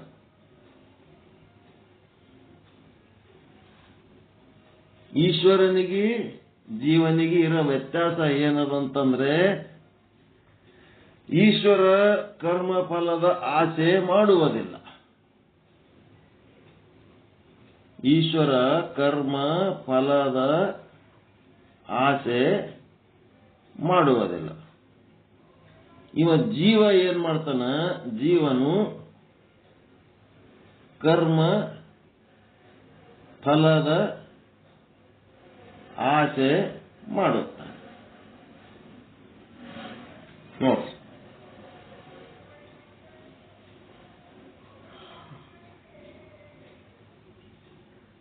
ಈಶ್ವರ ಕರ್ಮದ ಫಲ ಮಾಡಂಗಿಲ್ಲ, ಆಚೆ ಮಾಡಲ್ಲ. ಅವ ಯಾಕೆ ಮಾಡಲ್ಲ? ಅವ ಕರ್ಮ ಮಾಡಲ್ಲ. ಅವ ಈಶ್ವರ ಕರ್ಮ ಮಾಡಂಗಿಲ್ಲ.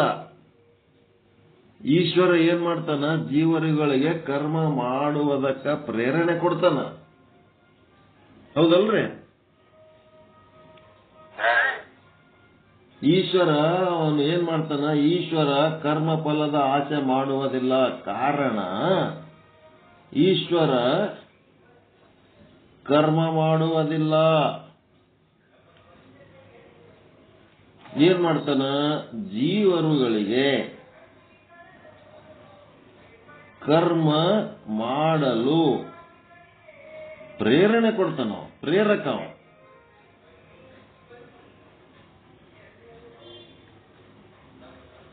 ಅವನು ಪ್ರೇರಣೆ ಕೊಡ್ತಾನ. ಆದರೆ ಜೀವ ಏನ್ ಮಾಡ್ತಾನ? ಜೀವನು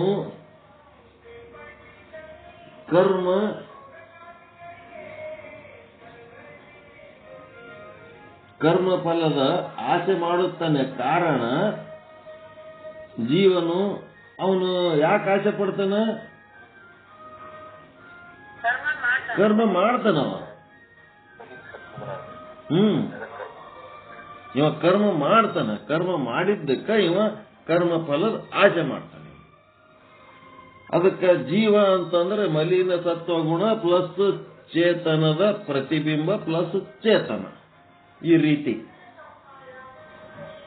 ಈಗ ಏನಾಗ್ಯದ? ಆ ಶುದ್ಧ ಬ್ರಹ್ಮನಿಗೆ ಈಶ್ವರ ಆಗ್ಬೇಕಾದ್ರೆ ಆ ಮಹಾಪ್ರಕೃತಿಯ ಶುದ್ಧ ಸತ್ವಗುಣ ಆ ಶುದ್ಧ ಬ್ರಹ್ಮನಿಗೆ ಏನಾಗ್ಯದ? Plus plus ಹಾಕಿರಲ್ಲ.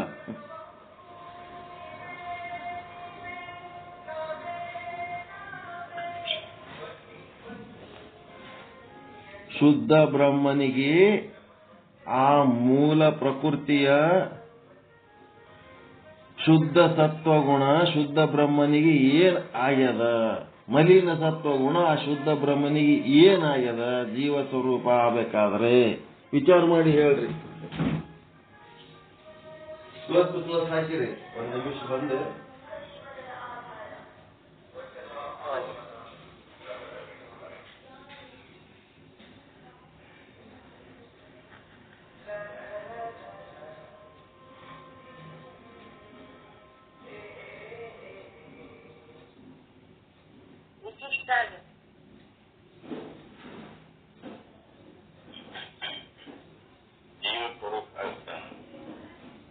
ಜೀವ ಸ್ವರೂಪ ಆಗಕ್ಕ ಏನಾಗ್ಯಾನ ಅಂದ್ರೆ ಇಷ್ಟ ಕೂಡ್ಕೊಂಡ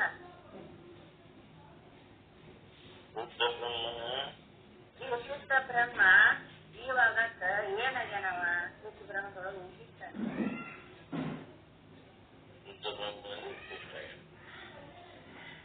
ಇಲ್ಲಿ ಕಲ್ಯಾಣ ಗುರುಗಳ ಜಗನೇ ಹೇಳಬಹುದು. ಈ ಜೀವ ಅವಿದ್ಯೆನ ಆಶ್ರಯ ಪಡೆದಿರ್ತಾನೆ. ಜೀವ ಅವಿದ್ಯೆನ ಬಿಟ್ಟು ಇರಾಕ್ ಸಾಧ್ಯನೇ ಇಲ್ಲ ಅಂದಾಗನ ಜೀವ ಜೀವ ಯಾವ್ದರ ಅವಿದ್ಯೆನ ಆಶ್ರಯ ಪಡೆದಾನ. ಹೌದೌದು ಕರೆಕ್ಟ್. ಅವಿದ್ಯೆನ ಆಶ್ರಯ ಪಡೆದ. ಅವಿದ್ಯೆ ಅನಿಸ್ಕೊಳ್ಳೋದನ್ನು ಇಲ್ಲ. ಅವಿದ್ಯೆ ಇಲ್ಲದೆ ಜೀವ ಅನಿಸ್ಕೊಳ್ಳೋದಿಲ್ಲ. ಅದೇ ಅವಿದ್ಯೆಯಲ್ಲಿ ಏನದ ಅಂದ್ರ ಎರಡದ. ಅವಿದ್ಯೆಯಲ್ಲಿ ಬ್ರಹ್ಮವದಾನು ಅವಿದ್ಯನು ಅಂತ ಮಿಕ್ಸ್ ಐತಲ್ಲಿ. ಅಲ್ಲಿ ರಜೋಗುಣ ಅನಿಸ್ಕೊಂಡೈತೆ. ಜೀವ ಅವಿದ್ಯನ ಆಶ್ರಯ ಪಡೆದಾಗನ ಜೀವ ಆಗ್ಯಾರ. ಎಲ್ಲಿಗೆ ಜೀವ ಹಾಕಿರ್ಕಿಲ್ಲ ನಾವು.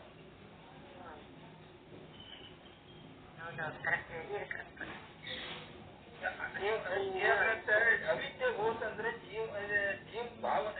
ಅವಿದ್ಯೆ ಹೋತಂದ್ರೆ ಜೀವ ಭಾವನೆ ಇಲ್ಲ ಅಲ್ಲಿ. ಅವ ಶುದ್ಧ ಬ್ರಹ್ಮ ಸ್ವರೂಪನ ಆಗಿರ್ತಾನ. ಶುದ್ಧ ಬ್ರಹ್ಮ ಆಗಿರ್ತಾನೆ. ಜೀವ ಯಾವಾಗಿದ್ರು ಅವಿದ್ಯೆ ಜ್ಞಾನನ ಆಶ್ರಯ ಪಡ್ತಿರ್ತಾನೆ. ಅವನು ಸ್ವಂತವಾದ ಜೀವನಿಗೆ ಸ್ವಂತವಾದ ಇರುವಿಕೆನೇ ಇಲ್ಲ. ಜೀವನಿಗೆ ಸ್ವಂತವಾದ ಅಸ್ತಿತ್ವನೇ ಇಲ್ಲ. ಅವಿದ್ಯೆ ಆಶ್ರಯ ಪಡೆದಾಗನ ಜೀವ ಭಾವದಲ್ಲಿ ಜೀವ ನಯಾಕನಲ್ಲಿ ಜೀವ ಅನಿಸ್ಕೊಂಡ. ಆ ಸ್ವಂತವಾದ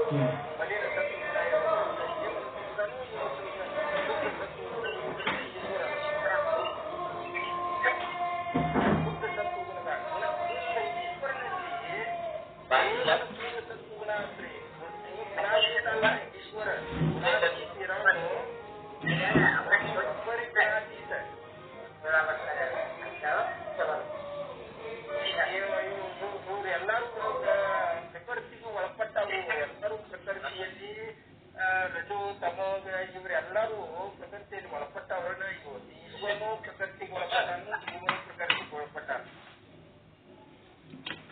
ಅದಕ್ಕೆ ಈಗ ಹೆಂಗ್ ಹೇಳ್ತೀರಿ? ಈಗ ಶುದ್ಧ ಈಶ್ವರ ಸ್ವರೂಪದೊಳಗ, ಈಶ್ವರ ಸ್ವರೂಪದಲ್ಲಿ, ಈಶ್ವರ ಸ್ವರೂಪದಲ್ಲಿ ಏನಾಗ್ಯದ ಅಂತಂದ್ರೆ ಮೂಲ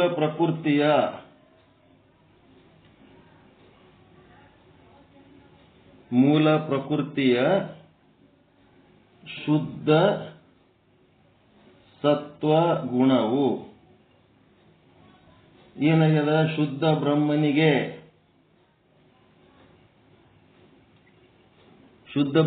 ಏನು ಉಪಾಧಿಯಾಗ್ಯದ? ಆ ಶಬ್ದ ಬೇಕಾಗ್ಯದ ನನಗ. ಅದನ್ನ ಜೀವ ವಿಶಿಷ್ಟಜ್ಞಾನ ಉಪಾಧಿಯಾಗ್ಯದ. ಶುದ್ಧ ಬ್ರಹ್ಮನಿಗೆ ಉಪಾಧಿಯಾಗ್ಯದ.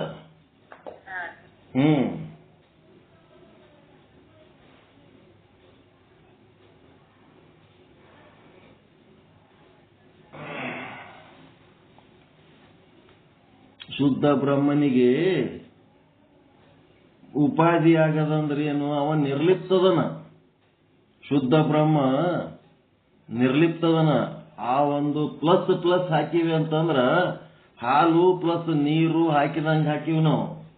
ಶುದ್ಧ ಬ್ರಹ್ಮ ಪ್ಲಸ್ ಶುದ್ಧ ಸತ್ವ ಗುಣ ಪ್ಲಸ್ ಶುದ್ಧ ಸತ್ವ ಗುಣದಲ್ಲಿ ಶುದ್ಧ ಬ್ರಹ್ಮನ ಪ್ರತಿಬಿಂಬ ಅಂತೇಳಿ ಹಿಂಗೇನು ಹಾಕಿವಲ್ಲ, ಇದು ಪ್ಲಸ್ ಮಾಡಿದ್ರೆ ಹಾಲ ನೀರ ಕೂಡಿಸಿಕೆ ಪ್ಲಸ್ ಮಾಡಿದ್ರೆ ಅದು ಎರಡು ಕೂಡಿ ಒಂದೇ ಆಗ್ತದ. ಆದ್ರೆ ಇಲ್ಲಿ ಹಂಗ ಆಗಂಗಿಲ್ಲ. ಇಲ್ಲೇನಾಗ್ತದ? ಶುದ್ಧ ಬ್ರಹ್ಮ ಆ ಒಂದು ಪ್ರತಿಬಿಂಬಕ್ಕ ಅವನ ಹೆಂಗ್ ಅದನಂತಂದ್ರೆ ಉಪಾಧಿ ಅದನ. ಅದು ಉಪಾಧಿ ಆಗ್ಯದ. ಆ ಒಂದು ಪ್ರಕೃತಿಯ ಒಂದು ಶುದ್ಧ ಸತ್ವ ಗುಣ ಏನಾಗ್ಯದ? ಶುದ್ಧ ಬ್ರಹ್ಮನಿಗೆ ಉಪಾಧಿ ಆಗ್ಯದ. ಉಪಾಧಿ ಆದ ಕಾರಣ, ಉಪಾಧಿ ಆಗದಂದ್ರೇನು? ಅಂಟುಕೊಂಡಿಲ್ಲ, ಅದಕ್ಕೆ ಸಂಬಂಧ ಇಲ್ಲ. ಬಸ್ ಸ್ಟ್ಯಾಂಡಿನಾಗ ಜೋಗಪ್ಪ ಎಲ್ಲಿಗೋ ಹೋಗೋದು ಬಂದಿತ್ತು ಅವನಿಗೆ. ಅವನು ಅರ್ಜೆಂಟ್ ಹೋಗ್ಬೇಕಾಗ್ಯದ. ತಲೆ ಮೇಲ ಇದು ದೇವ್ರದ ಇದನ್ನ ಎಲ್ಲಿಟ್ಟು ಹೋಗೋದು ಅಂತ ಅವನಿಗೆ ಚಿಂತೆ ಆಗಿಬಿಡ್ತದ. ಒಬ್ಬ ಸಂಭಾಯಿತ ವ್ಯಕ್ತಿ ಬಸ್ ಇಳಿದು ಹಿಂಗ್ ಕೆಳಗೆ ಬರ್ತಿರ್ತಾನ.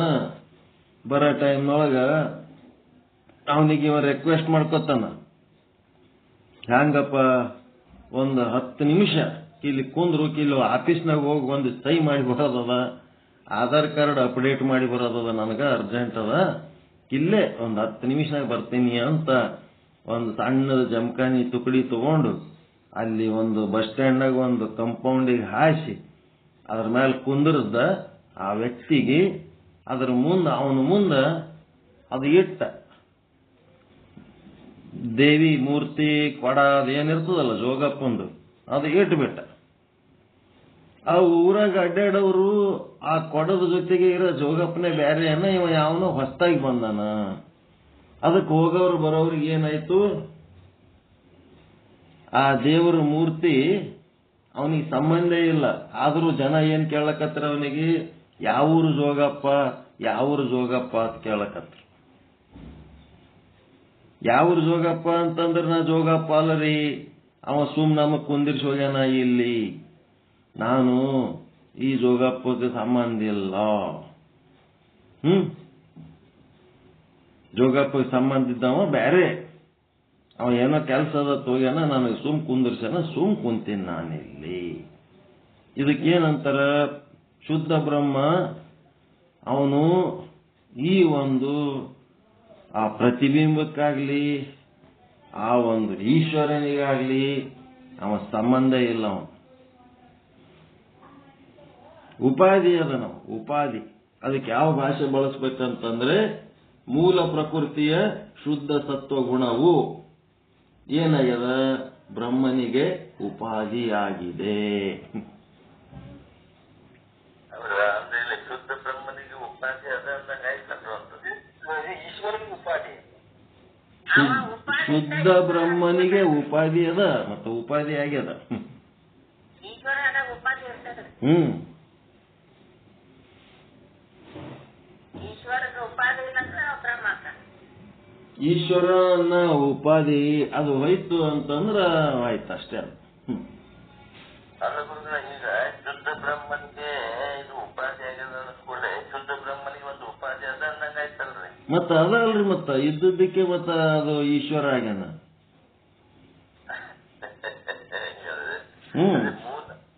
ಮೂಲ ಪ್ರಕೃತಿ ಶುದ್ಧ ಸತ್ವ ಗುಣನೇ ಈಶ್ವರ ಅವ ನಿರುಪಾಧಿಕ ಅದನವ.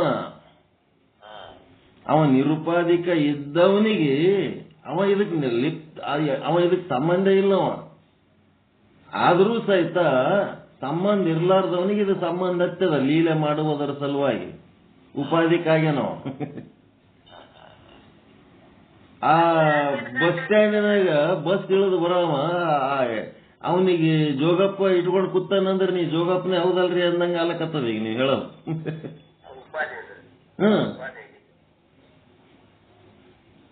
ಉಪಾಧಿ ಅದ, ಅದಕ್ಕೆ ಅವನಿಗೆ ಸಂಬಂಧ ಇಲ್ಲ.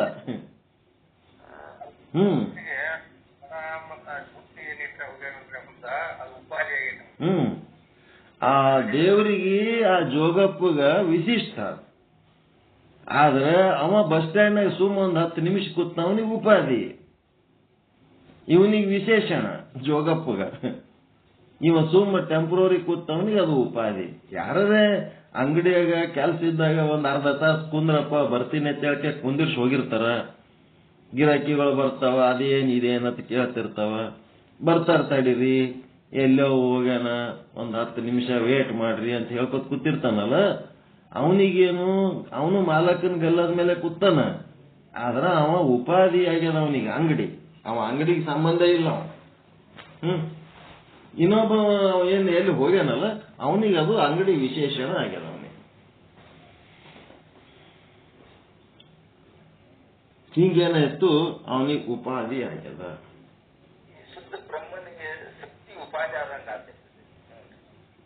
ಶಕ್ತಿ ಅವನ ಜೊತೆಗೆ ಅದ, ಶಕ್ತಿ ಅವನ ಜೊತೆಗೆ ಅದ. ಆ ಶಕ್ತಿ ನಿಂತು ಉತ್ಪನ್ನ ಆದಂತ ಈಶ್ವರ ತತ್ವ, ಜೀವ ತತ್ವ ಏನದವ, ಇವು ಉಪಾಧಿ ಅದಾವ. ಇವು ಶಕ್ತಿ ಅವನ ಜೊತೆಗೆ ಅದ. ಶಕ್ತಿ ಇಲ್ಲಾಂದ್ರೆ ಅವನಿಗೇನು ಮಾಡ್ಲಿಕ್ಕಾಗಲ್ಲ. ಗಂಡ ಹೆಂಡತಿ ಇದ್ದಂಗ ಕಸಿ ಕಟ್ಟ್ಯಾರ ವೇದಾಂತದಾಗ. ಅವ ಶಿವ ಈಗ ದಮ್ ಪತಿ ಅಂತ ಇಟ್ಟಲ್ಲ. ದಮ್ ಅಂತಂದ್ರ ಹೆಂಡತಿ, ಪತಿ ಅಂದ್ರ ಗಂಡ. ಆ ಗಂಡದ ದಮ್ ಅಂತಂದ್ರೆ ಹೆಂಡತಿ. ಆಕಿ ಏನಾರ ದಮ್ ಸರ್ಕೊಂಡ್ಬಿಟ್ಲಂದ್ರ ಪತಿ ಅಶಕ್ತ ಆಗಿಬಿಡ್ತಾವ. ದಮ್ ಪತಿ ಅಂತ ಮಾಡ್ಯಾರ ಅದಕ್ಕೆ.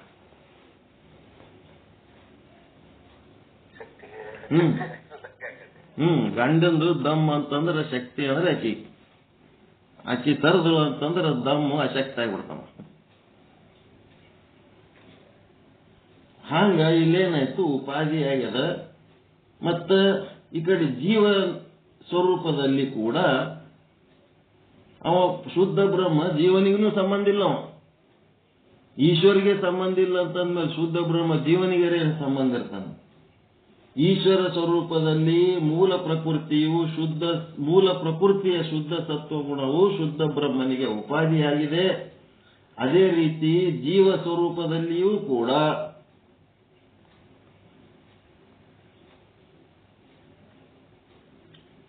ಇಲ್ಲಿ ಯಾವುದು ಮಲಿನ ಸತ್ವಗುಣ.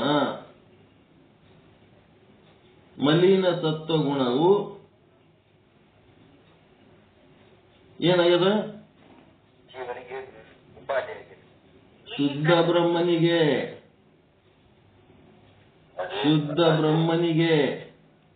ಉಪಾಧಿಯಾಗಿದೆ.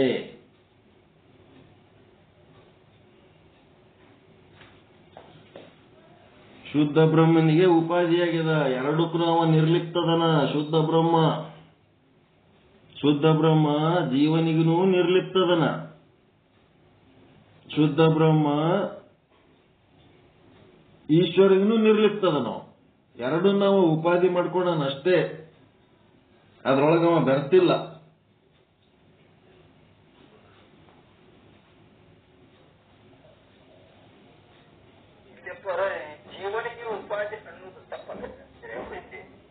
ಜೀವನಿಗೆ ಉಪಾಧಿ ಅನ್ನೋದು ತಪ್ಪಲ್ಲ.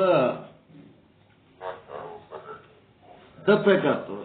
ಅವ ನಿರ್ಲಿಪ್ತದನ. ಜೀವನಿಗೂ ಅವ ಶುದ್ಧ ಬ್ರಹ್ಮ ನಿರ್ಲಿಪ್ತದನ, ಈಶ್ವರನಿಗೂ ಅವ ನಿರ್ಲಿಪ್ತದನ.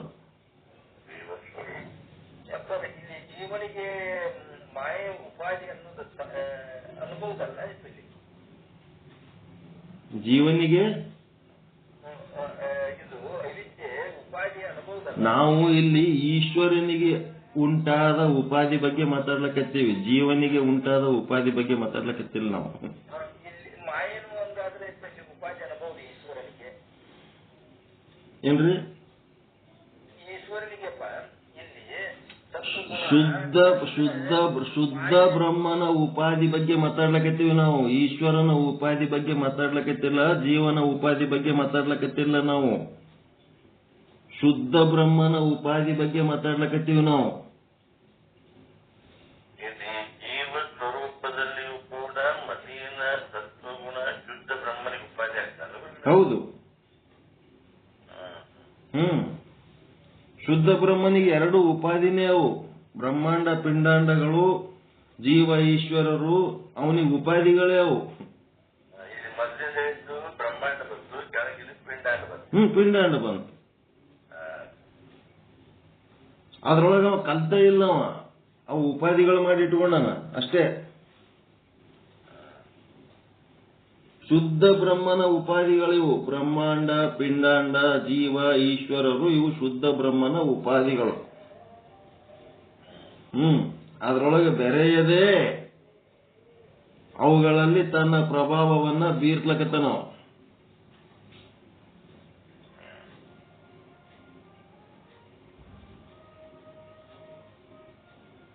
ನೀವೇನ್ ಕನ್ಫ್ಯೂಸ್ ಮಾಡ್ಕೊಳಕತ್ತೀರಿ?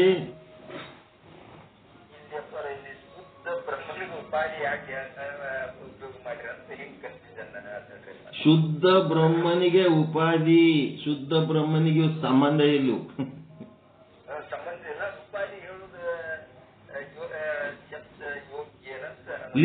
ಲೀಲೆ ಮಾಡುವುದಕ್ಕೆ ಉಪಾಧಿ ಆಗ್ಬೇಕಲ್ಲ. ಲೀಲೆ ಮಾಡಿಲಾರ್ದಾಗ ಅವ ನಿರುಪಾಧಿಕ ಇರ್ತಾನ. ಲೀಲೆ ಮಾಡುವಾಗ ಅವನಿಗೆ ಉಪಾಧಿನೇ ಆತವ.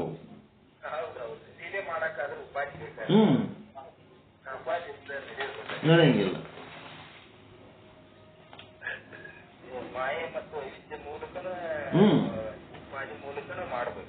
ಮಾಡ್ಬೇಕು. ಈಗ ನೀವೆಲ್ಲಿ ಕನ್ಫ್ಯೂಸ್ ಮಾಡ್ಕೊಂಡಿರಪ್ಪ ಅಂತಂದ್ರೆ, ಜೀವನಿಗೆ ವಿಶೇಷಣ ಹೇಳ್ತೀವಿ, ಈಶ್ವರನಿಗೆ ಏನ್ ಹೇಳ್ತೀವಿ? ಉಪಾಧಿ ಹೇಳ್ತೀವಿ. ಎದರದು? ಸಂಸಾರದ್ದು.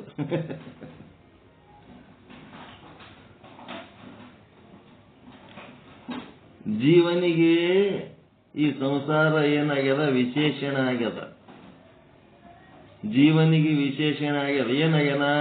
ಆ ಸಂಸಾರದೊಳಗೆ ಬೆರ್ತು ತನ್ನ ಸ್ವರೂಪವನ್ನು ಮರ್ತನ. ಜೀವನ ಉಪಾಧಿ ಬೇರೆ, ಶುದ್ಧ ಬ್ರಹ್ಮನ ಉಪಾಧಿ ಬೇರೆ. ಈಶ್ವರನ ಉಪಾಧಿ ಏನದ? ಈ ಜಗತ್ತು ಈಶ್ವರನ ಉಪಾಧಿ. ಆದ್ರ ಅವನೇನ್ ಮಾಡ್ಯಾನ? ಅದ್ರೊಳಗೆ ಬೆರ್ತಿಲ್ಲ. ಅವ ಬೆರಿಲಾರ್ದೆ ಹೆಂಡದ ಅಂಗಡಿ ಮಾಲೀಕ ಇದ್ದಂಗ, ಹೆಂಡ ಕುಡಿಲಾರ್ದೆ ಹೆಂಡದ ಅಂಗಡಿ ಮಾಲೀಕನಾಗಿ ಹೆಂಡ ಎಲ್ಲರಿಗೂ ಕೊಡ್ಲಕತ್ತಾನ. ಆದ್ರೆ ಅವ ಕುಡಿತಾ ಇಲ್ಲ. ಹಿಂಗಾಗಿ ಅವ ಉಪಾಧಿಗತ್ಲೆ ಇಟ್ಕೊಂಡನ. ಜೀವ ಏನ್ ಮಾಡ್ಯಾನ? ಆ ಸಂಸಾರದೊಳಗೆ ಮುಣಿಗಿ ಬಿಟ್ಟನ. ಹಿಂಗಾಗಿ ಜೀವನಿಗೆ ಸಂಸಾರ ಎನ್ನುವುದು ವಿಶೇಷಣ ಆಗ್ಯದ, ಈಶ್ವರನಿಗೆ ಸಂಸಾರ ಎನ್ನುವುದು ಉಪಾಧಿ ಆಗ್ಯದ. ಆ ಉಪಾಧಿ ಬೇರೆ, ಈ ಉಪಾಧಿ ಬೇರೆ.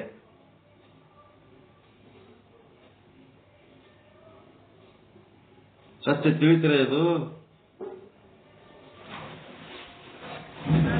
ಶುದ್ಧ ಬ್ರಹ್ಮದ ಯಾವ ವಿಶೇಷವಾಗಿ ಉಪಾಧಿ ಆಗಿರ್ತಾನೆ. ಯಾವುದಕ್ಕೂ ಅಂಟ್ಕೊಂಡಿಲ್ಲ. ಶುದ್ಧ ಬ್ರಹ್ಮ ಉಪಾಧಿ ಯಾವಾಗ ಬರ್ತೈತೆ ಅವಾಗ ಮಾಯಾ ಉಪಾಧಿ ಬಂದಾಗ ಈಶ್ವರ ಆಗ್ತಾನ, ಅವಿದ್ಯಾ ಉಪಾಧಿ ಬಂದಾಗ ಜೀವ ಆಗ್ತಾನ. ಜೀವ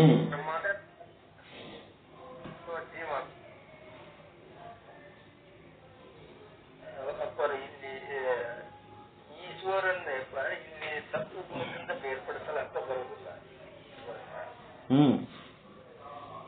ಈಶ್ವರ ಸತ್ವಗುಣ ಇದ್ದಾಗನ ಈಶ್ವರ ಮಾಯದಿಂದನೇ ಈಶ್ವರ ಅನಿಸ್ಕೊಂಡಾನೆ. ಹೌದು. ಇಲ್ಲಿ ಈಶ್ವರಗ ಮಾಯೆಗ ಬೇರ್ಪಡಿಸಕ ಬರೋದಿಲ್ಲ. ಮಾಯೆ ಆಧಾರ ಇಟ್ಕೊಂಡನೇ ಆಟ ಆಡಾಕತ್ತಾನೆ.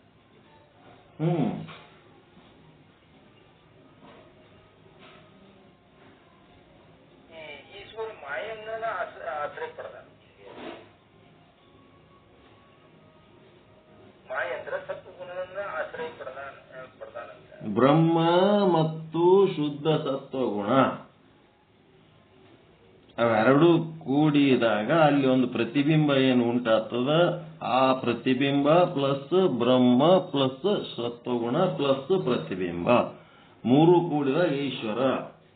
ಆ ಈಶ್ವರನೊಳಗಿಂದು ಬ್ರಹ್ಮನ ತೆಗೆದ್ರೂ ಈಶ್ವರ ಉಳಿಯಂಗಿಲ್ಲ, ಆ ಶುದ್ಧ ಸತ್ವಗುಣ ತೆಗೆದ್ರೂ ಈಶ್ವರ ಉಳಿಯಂಗಿಲ್ಲ, ಆ ಪ್ರತಿಬಿಂಬ ತೆಗೆದ್ರೂ ಈಶ್ವರ ಉಳಿಯಂಗಿಲ್ಲ. ಮೂರು ಇದ್ದಾಗೆ ಅದು ಅಡ್ಡಣಿಗೆ ಇದ್ದಂಗ, ಅದು ಮೂರ್ ಕಾಲಿನ ಅಡ್ಡಣಿಗೆ ಇದ್ದಂಗ, ಅದು ಟ್ರೈಪಾಡ್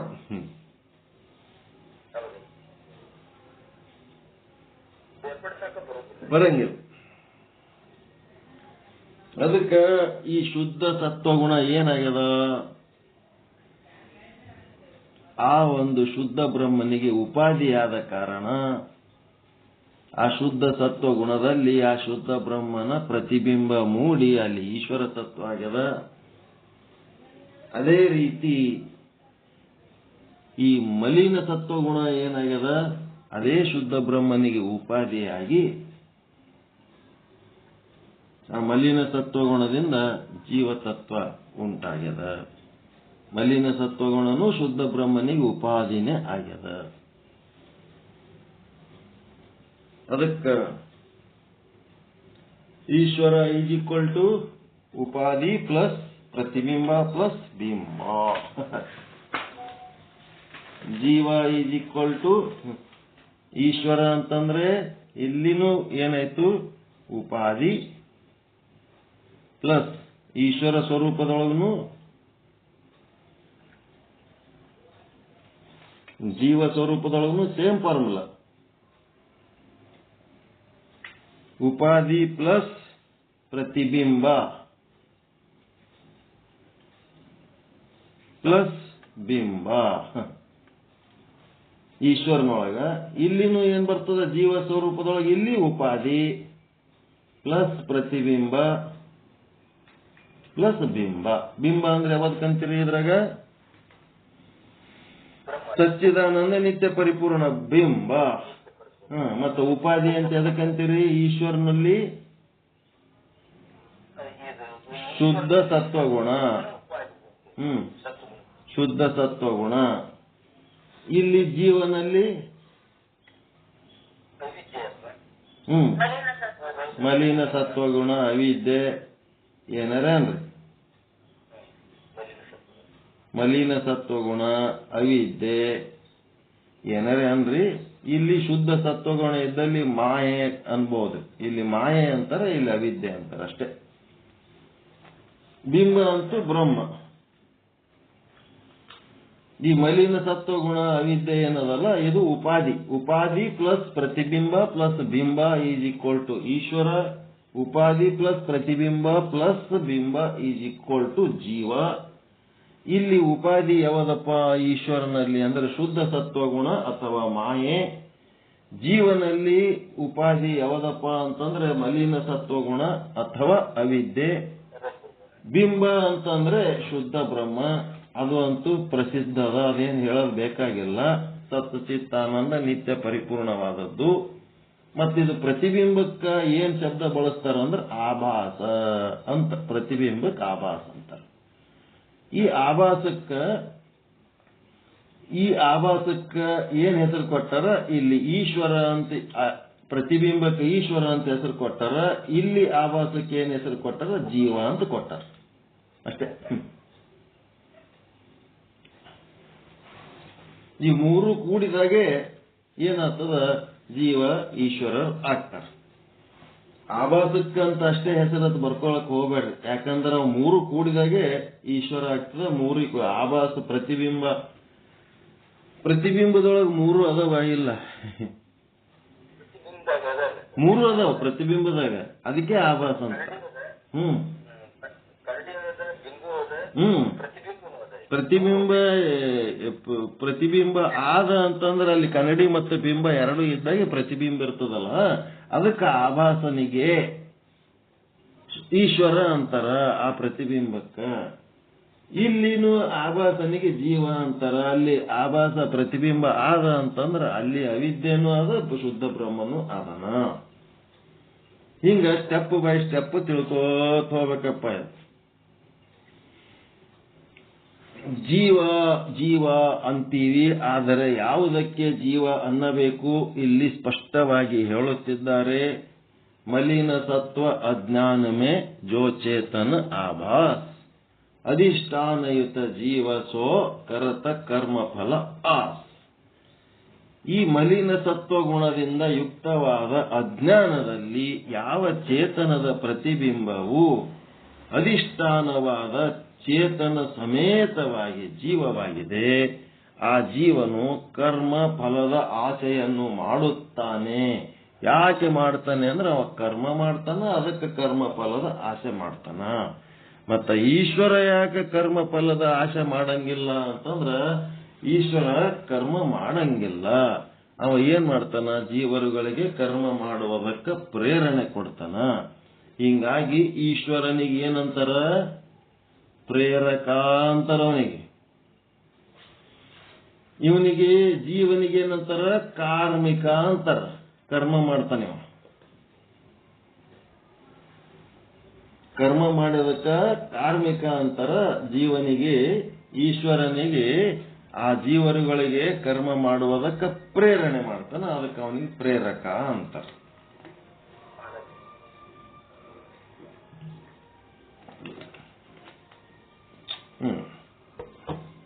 ಟೀಕಾ. ಯಾವುದು ರಜೋಗುಣವನ್ನ ಮತ್ತು ತಮೋಗುಣವನ್ನ ದಬಾಯಿಸಿ ತನ್ನ ಪ್ರಭಾವವನ್ನು ಬೀರುವುದೋ ಅದು ಶುದ್ಧ ಸತ್ವಗುಣವೆಂದು ಹೇಳಲ್ಪಡುತ್ತದೆ. ಇದು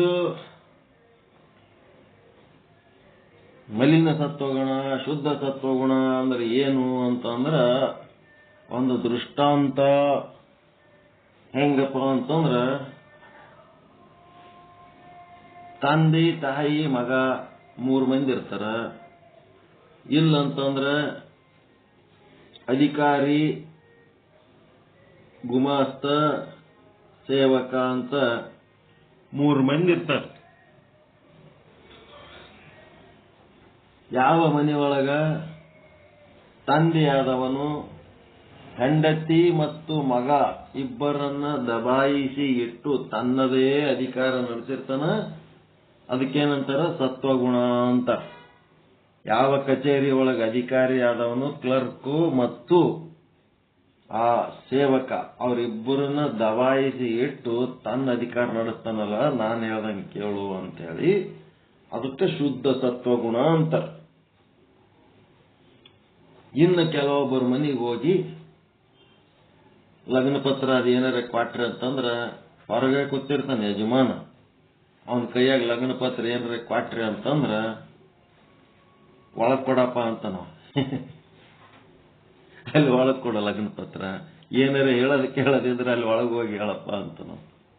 ಅವ ಏನಾಗ್ಯಾನ, ಆರಾಮದಿರೇನ್ರಿ, ಅದೀವ್ ನೋಡ್ರಿ ಹಿಂಗ ಅಂತ ನಾವು.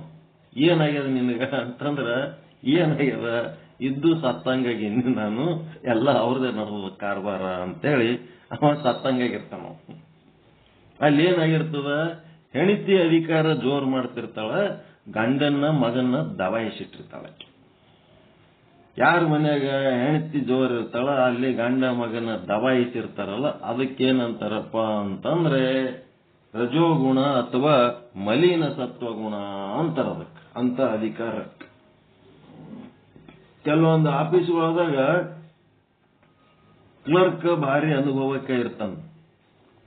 ಮೇಲಾಧಿಕಾರಿಗಳು ಏನೇನೋ ಪರೀಕ್ಷೆ ಬರೆದು ಟೆಸ್ಟ್ ಬರೆದು ಅಧಿಕಾರಿ ಹಿಡ್ಕೊಂಡು ಬಂದು ಅಧಿಕಾರಿಗಳಾಗಿ ಮ್ಯಾಲ ಕೂತ್ ಬಿಟ್ಟಿರ್ತಾರ. ಕ್ಲರ್ಕ್ ಶಾಣೆ ಇರ್ತಾನ. ಅವ ಕ್ಲರ್ಕ್ ಏನ್ ಮಾಡ್ಬಿಡ್ತಾನ, ನನ್ನ ನಾಲೆಡ್ಲಿಂತ ಇದು ಆಫೀಸ್ ನಡೆದದ, ನೀನು ಎಂತ ಕಾಂಪಿಟೇಷನ್ ಎಕ್ಸಾಮ್ ಬರೆದ್ರು ಸಹಿತ ನನ್ನ ಅನುಭವದಿಂದ ಇದು ನಡೆದದ್ದಕ್ಕೆ ಇದೇನಾಯ್ತು ಈಗ ನಾನು ಹೇಳ್ದಂಗೆ ಕೇಳಂತ ನಾವು ಕ್ಲರ್ಕ್ ನಾನು ಏನು ಬರಿತೀನಿ ಅದಕ್ಕೆ ಸಹಿ ಮಾಡ್ಬೇಕಟ್ಟೆ ನೀನಂತ ನಾವು ಕೆಲವೊಂದು ಆಫೀಸ್ನ ಕ್ಲರ್ಕ್ಗಳೇ ಮೇನ್ ಇರ್ತಾರ, ಅಧಿಕಾರಿಗಳು ಏನಿರಲ್ಲ ಅಲ್ಲಿ, ಸುಮ್ಮ ಹೆಬ್ಬಟ್ ಸಹಿ ಮಾಡ್ಲಕ್ ಕೂತಿರ್ತಾರ ಅಟೆ. ಅವ ಒಂದಿಟ್ಟು ರೊಕ್ಕ ತಗೊಂಡ್ ಕೆಲಸ ಮಾಡಿ ಇವನಿಗೆ ಇಟ್ಟು ಕೊಡ್ತಿರ್ತಾನ, ಎಲ್ಲ ರಿಸ್ಕ್ ಅವನೇ ತಗೊಂಡ್ ಮಾಡಾಗ ನಂದೇನ್ ಗಂಟು ಹೋಗ್ತದ, ಸಹಿ ಮಾಡ್ಕೊಂಡ್ಕೆ ಒಂದಿಟ್ಟು ಏನೋ ತಗೊಂಡ್ ಹೋಗೋದಿರ್ತದ ಅಂತೇಳಿ ಅವನು ಸುಮ್ಮ ಇದ್ದು ಬಿಡ್ತಾನ. ಅದಕ್ಕೇನಂತಾರ ಮಲೀನ ಸತ್ವಗುಣ. ಎಲ್ಲಿ ರಜೋಗುಣ ಸತ್ವಗುಣವನ್ನ ಮತ್ತು ತಮೋಗುಣವನ್ನ ದಬಾಯಿಸಿ ತನ್ನದೇ ಪ್ರಭಾವ ಬೀರ್ತಾ ಇತ್ತಂದ್ರೆ ಅದಕ್ಕೆ ಮಲೀನ ಸತ್ವಗುಣ ಅಂತಾರೆ. ಮುಂದೆ ಕೆಲವೊಂದು ಆಫೀಸ್ ಅದರೊಳಗೆ ತಂದೆ ತಾಯಿ ಅಡ್ಡು ಕೆಲ್ಸಕ್ಕೆ ಬರ್ಲಾರ್ದಂಗ ಆಗಿರ್ತಾವ, ಮಗ ಇಂಪಾರ್ಟೆಂಟ್ ಇರ್ತಾನ. ಅವ್ರಿಬ್ಬರು ಸಂಗಟ ನೀವು ಗಂಟೆಗಟ್ಲೆ ಚರ್ಚೆ ಮಾಡಿದ್ರು ಅವ್ರದ್ದು ಒಂದೇ ಫಾರ್ಮುಲಾ, ನಮ್ಮ ಮಗ ಬರಲ್ರಿ ಆಮೇಲೆ ಹೇಳ್ತೀವಿ ಅಂತಾರ. ಹಿರಿಯರು ಅದಿರಲ್ಲ, ನಿಮ್ ಸಂಗಟ ಚರ್ಚೆ ಮಾಡಿದ್ರೆ ಹೇಳ್ರಿ ನಿಮ್ ನಿರ್ಣಯ ಇಲ್ರಿ ನಾವ್ ಹೇಳಂಗಿಲ್ಲ, ನಮ್ಮ ಮಗ ಬಂದ ಮೇಲೆ ಹೇಳ್ತೀವಿ. ಹಿಂಗಿರ್ತಾವ, ಮಗ ಬಂದ ಮೇಲೆ ಹೇಳ್ತೀವಿ. ಅದಕ್ಕೆ ಅಧಿಕಾರಿ ಕ್ಲರ್ಕ್ ಇಬ್ರು ಇದ್ರೂ ಸಹಿತ ಅವ್ರಿಬ್ಬರಿಗೆ ದಬಾಯಿಸಿ ಅಲ್ಲಿ ಅಟೆಂಡರ್ ಮೇನ್ ಇರ್ತಾನ, ಅನುಭವಕ್ಕೆ ಇರ್ತಾನ ಅಟೆಂಡರ್. ಯಾರ ಮೇಲೆ ಅನುಭವ ಜಾಸ್ತಿ ಇರ್ತದ ಅವ್ರು ಹೇಳ್ದಂಗೆ ಕೇಳಬೇಕಾಗ್ತದ. ಏನಾರೇ ತೊಡಕು ಬತ್ತಂದ್ರೆ ಅಟೆಂಡರ್ ಕರೆದು ಕೇಳ್ತಾರ, ಅವ್ರು ಯಾರು ಏನು ಎಂತು ಅಂತ ಹೇಳಿ. ಅದಕ್ಕೆ ಕ್ಲರ್ಕ್ ಮತ್ತು ಅಧಿಕಾರಿ ಇಬ್ಬರಿಗೆ ದಬಾಯಿಸಿ ಅಟೆಂಡರ್ ಎಲ್ಲಿ ಜೋರ್ ಇರ್ತಾನ ಅದೇನಂತಂದ್ರ ತಮೋಗುಣ ಪ್ರಧಾನ ಪ್ರಕೃತಿ. Third class administration, second class administration, first class administration. ಈಗ ನಿಮಗ ಈಶ್ವರ ಸ್ವರೂಪ ಜೀವ ಸ್ವರೂಪ ಗೊತ್ತಾಯ್ತು. ಇವು ಹೆಂಗ್ ಕೆಲಸ ಮಾಡ್ತಾವ?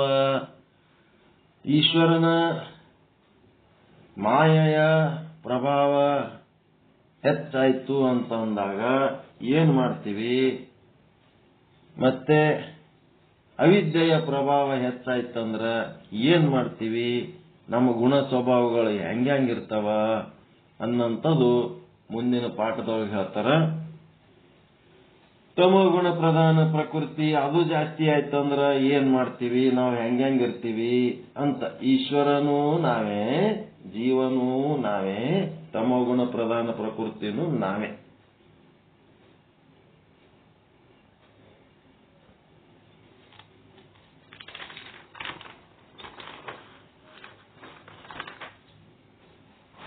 ಏನ್ ಮಾಡ್ತೀರಿ? ಎಲ್ಲರೂ ಒಂದೇ ಅಂತ ಹೇಳಿಕೆ ಯೂನಿಟಿ ಮಾಡ್ಲಕ್ಕೆ ಹೋಗ್ತಾರಲ್ಲ, ಅದು ಸತ್ವಗುಣ. ಅದು ಈಶ್ವರನ ಕೆಲಸ. ಅವ್ರು ಬೇರೆ ಇವ್ರು ಬೇರೆ, ಅವ್ರು ಯಾರು ಇವ್ರು ಯಾರು ಅಂತೇಳಿ ಕೇಳಿದ್ರಂತಂದ್ರ ಅದು ರಜೋಗುಣ. ಒಂದ್ ಯಾಕಿರ್ಲಕ್ಕ, ಎರಡು ಯಾಕಿರ್ಲಕ್ಕ, ಏಸ್ ಯಾಕಿರ್ಲಕ್ಕ, ನಮ್ಗೆ ಎದಕ್ಕಾದ್ರೆ ತಲೆ ಕೆಡಿಸ್ಕೊಳ್ಳೋದು? ನಮ್ದೇನ್ ಕೆಲಸ ಆಗ್ಬೇಕಟ್ಟ ನಡೆದ್ರೆ ಸಾಕಪ್ಪ ಅನ್ನೋರು ತಮೋಗುಣಿಗಳು. ಇದಕ್ಕೆ ಸಂಬಂಧಪಟ್ಟಂತ ಚಿಂತನೆ ನಾಳೆ ಮಾಡೋಣ. ಇವತ್ತ ಬ್ರಹ್ಮನ ಉಪಾಧಿಗಳು, ಅವುಗಳ ಪರಿಣಾಮ ಏನಾಯ್ತು, ಈಶ್ವರ ಜೀವರರ ಸೃಷ್ಟಿ ಹೆಂಗಾಗ್ತದ, ಆ ಈಶ್ವರ ಮತ್ತು ಜೀವರ ಸೃಷ್ಟಿಯೊಳಗ ಈ ಗುಣಗಳು ಹೆಂಗ್ ಕೆಲಸ ಮಾಡ್ತಾವ ಅನ್ನೋದು ನಾಳೆ ಚರ್ಚೆ ಮಾಡೋಣ. ಇವತ್ತು ಸಾಕಲ್ಲ ಪಾಠ? ಇಷ್ಟು ಇಂಟ್ರೆಸ್ಟಿಂಗ್ ಅದ ಇಲ್ಲ?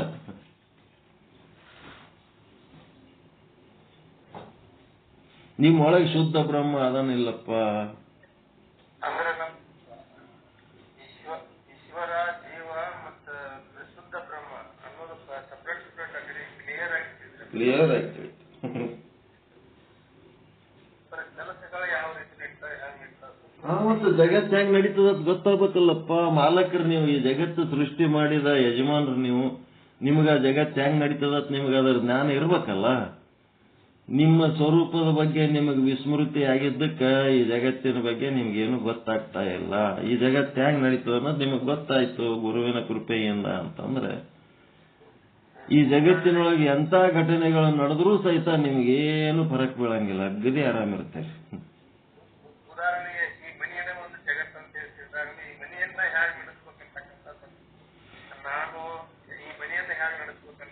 ಮನಿ ಹೆಂಗ್ ನಡೆಸ್ಬೇಕು, ಮನಸ್ಸು ಹೆಂಗ್ ನಡೆಸ್ಕೋಬೇಕು, ಸಮಾಜ ಹೆಂಗ್ ನಡೆಸ್ಕೋಬೇಕು, ಸರ್ಕಾರ ಹೆಂಗ್ ನಡೆಸ್ಬೇಕು, ಜಗತ್ತು ಹೆಂಗ್ ನಡೆಸ್ಬೇಕು, ಎಲ್ಲಾನು ಜ್ಞಾನ ಇದ್ರ ಮೇಲೆ ಡಿಪೆಂಡ್ ಅದ. ಎಲ್ಲಾನು ಇದ್ರ ಮೇಲೆ ಡಿಪೆಂಡ್ ಅದ. ಬ್ರಹ್ಮನಿಗೆ ಎಲ್ಲ ಸೃಷ್ಟಿ ಮಾಡಿ ಗದ್ದಲ ಮಾಡ್ಲಕ್ ಹಚ್ಚಿ ತಾ ಸುಮ್ಮ ಕೂತ್ ನೋಡ್ಲಕತ್ತಾನ. ಅದೇನೋ ಸುಮ್ ಕೂತ್ ನಮ್ ತಾಯಿ ಅಂತಿರ್ತಾಳ, ಸುಮ್ ಕೂತ್ ಮೋಜ ನೋಡ್ಲಕತ್ತ ನಾವ್ ಅಂತಿರ್ತಾಳ. ಮೋಜ ನೋಡ್ಲಕ್ ಕೂತಾನ ಅವನು ವಿನೋದಕ್ಕಾಗಿ ಜಗತ್ತು ಸೃಷ್ಟಿ ಮಾಡಿ ಎಲ್ಲರಿಗೆ ಗದ್ದಲ ಮಾಡ್ಲಕ್ ಹಚ್ಚಿ ಮೋಜ್ ನೋಡ್ತಾನ ಅಷ್ಟೇ. ಒಮ್ಮೊಮ್ಮೆ ಆಗ್ತಿರ್ತದ ಘಟನೆಗಳು ತೋರಿಸ್ತಿರ್ತಾರ.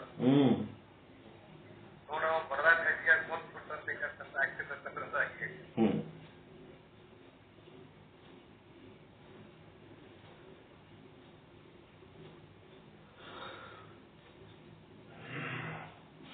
ನೀವೇ ಶುದ್ಧ ಬ್ರಹ್ಮ ಆದಾಗ ಏನಾಗ್ತದ, ನಿಮಗ ಒಂದು ಶಕ್ತಿ ಅಂತ ಅದ. ಆ ಶಕ್ತಿ ಒಳಗ 3 ಗುಣಗಳದವ. ನಿಮ್ಮ ಶಕ್ತಿಯ ಸತ್ವಗುಣ ನಿಮ್ಮ ಶುದ್ಧ ಬ್ರಹ್ಮ ಸ್ವರೂಪಕ್ಕೆ ಉಪಾಧಿಯಾದಾಗ ನೀವೇ ಈಶ್ವರ ಸ್ವರೂಪರಾಗಿರ್ತೀರಿ. ಈಶ್ವರ ಸ್ವರೂಪರಾಗಿ ಇಡೀ ವಿಶ್ವವನ್ನ ಒಂದಾಗಿ ನೋಡುವಂತ ಒಂದು ಸಾಮರ್ಥ್ಯ ನಿಮಗೆ ಬಳಸ್ತದ.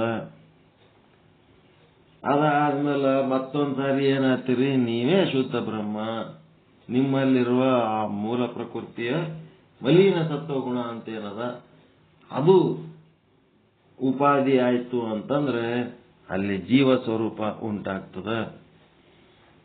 ಈ ರೀತಿ ಹೆಂಗ ಇವು ಕೆಲಸ ಮಾಡ್ತಾವ, ಸತ್ವಗುಣ, ರಜೋಗುಣ, ತಮೋಗುಣಗಳನ್ನು ಅದು ಡೀಟೇಲ್ ಆಗಿ ಹೇಳ್ತಾರೆ.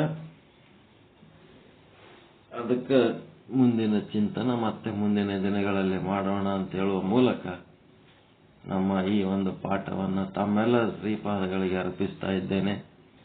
ಎಲ್ಲರಿಗೂ ಒಳಿತಾಗಲಿ, ಎಲ್ಲರಿಗೂ ಶುಭವಾಗಲಿ. ಓಂ ಶಾಂತಿ ಶಾಂತಿ ಶಾಂತಿ. ಎಲ್ಲರಿಗೂ ಶರಣಾರ್ಥಿ, ಎಲ್ಲರಿಗೂ ಶರಣಾರ್ಥಿ.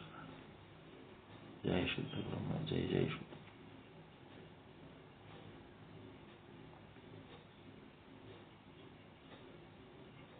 ಮತ್ತಾರೇನು ಹೇಳ್ಬೇಕಾ? ಏನಾರ ವಿಚಾರ ಮಾಡೋರಿದ್ರೆ ಹೇಳ್ರಿ, ನಿಮ್ಮ ಚಿಂತನೆಗಳಿದ್ರೆ ಹೇಳ್ರಿ. ಆಮೇಲೆ ಮಂಗಳಾರತಿ ಮಾಡಿ ಪಾಠ ಮುಗಿಸ್ರಿ. ಇದುವರೆಗೆ ಶುದ್ಧ ಸದ್ಗುರು ಶ್ರೀ ಶರಣಯ್ಯ ಸ್ವಾಮಿಗಳು ಜೀವನ ತಿಳಿಸ್ಕೊಟ್ಟ ಈ ಒಂದು ಕೆರೆ ನೀರಿನೊಳಗ ಹೆಂಗ ನೀರನ್ನ 3 ಭಾಗ ಮಾಡಿ ಹೇಳಿದ್ರು. ಮೇಲಿನ ತಿಳಿ ನೀರು, ಮತ್ತದ್ದು ರಾಡಿ ನೀರು, ಕೆಳಗಿಂದು ಕೆಸರು ಅಂತೇಳಿ. ಈ ತಿಳಿ ನೀರೇ ಶುದ್ಧ ಸತ್ವಗುಣ ಅಂದ್ರೆ ಸತ್ವಗುಣ. ಈ ರಾಡಿ ನೀರೇ ಮಲಿನ ಸತ್ವಗುಣ ಅಂದ್ರೆ ರಜೋಗುಣ. ಕೆಸರೇ ತಮೋಗುಣ, ಇದು ತಮೋಗುಣ ಪ್ರಧಾನ ಪ್ರಕೃತಿ. ಈ ಸತ್ವಗುಣದೊಳಗ ಶುದ್ಧ ಸತ್ವಗುಣದೊಳಗ ಸ್ವಚ್ಛವಾದ ಪ್ರತಿಬಿಂಬ ಬೀಳ್ತೈತಿ, ಸ್ಪಷ್ಟವಾದ ಪ್ರತಿಬಿಂಬ. ರಾಡಿ ನೀರು ಅಂದ್ರೆ ಮಲಿನ ಸತ್ವಗುಣದೊಳಗ ಅಸ್ಪಷ್ಟವಾದ ಪ್ರತಿಬಿಂಬ ಬೀಳ್ತೈತಿ. ಅದರಲ್ಲಿ ಕೆಸರಿನೊಳಗ ಅದರಲ್ಲಿ ಯಾವ ಪ್ರತಿಬಿಂಬನೂ ಬೀಳಕ್ ಸಾಧ್ಯ ಆಗುದಿಲ್ಲ. ಇನ್ನು ಬ್ರಹ್ಮ ಅಖಂಡವಾಗಿರೋಣ ಮತ್ತು ಸರ್ವವ್ಯಾಪಿಯಾಗಿರೋಣ. ಈಶ್ವರನ ಸ್ವರೂಪ ಮತ್ತು ಜೀವನ ಸ್ವರೂಪಗಳನ್ನ ವಿಂಗಡಿಸಿ ಇವತ್ತು ಬರೆಸಿ ಹೇಳಿದರು.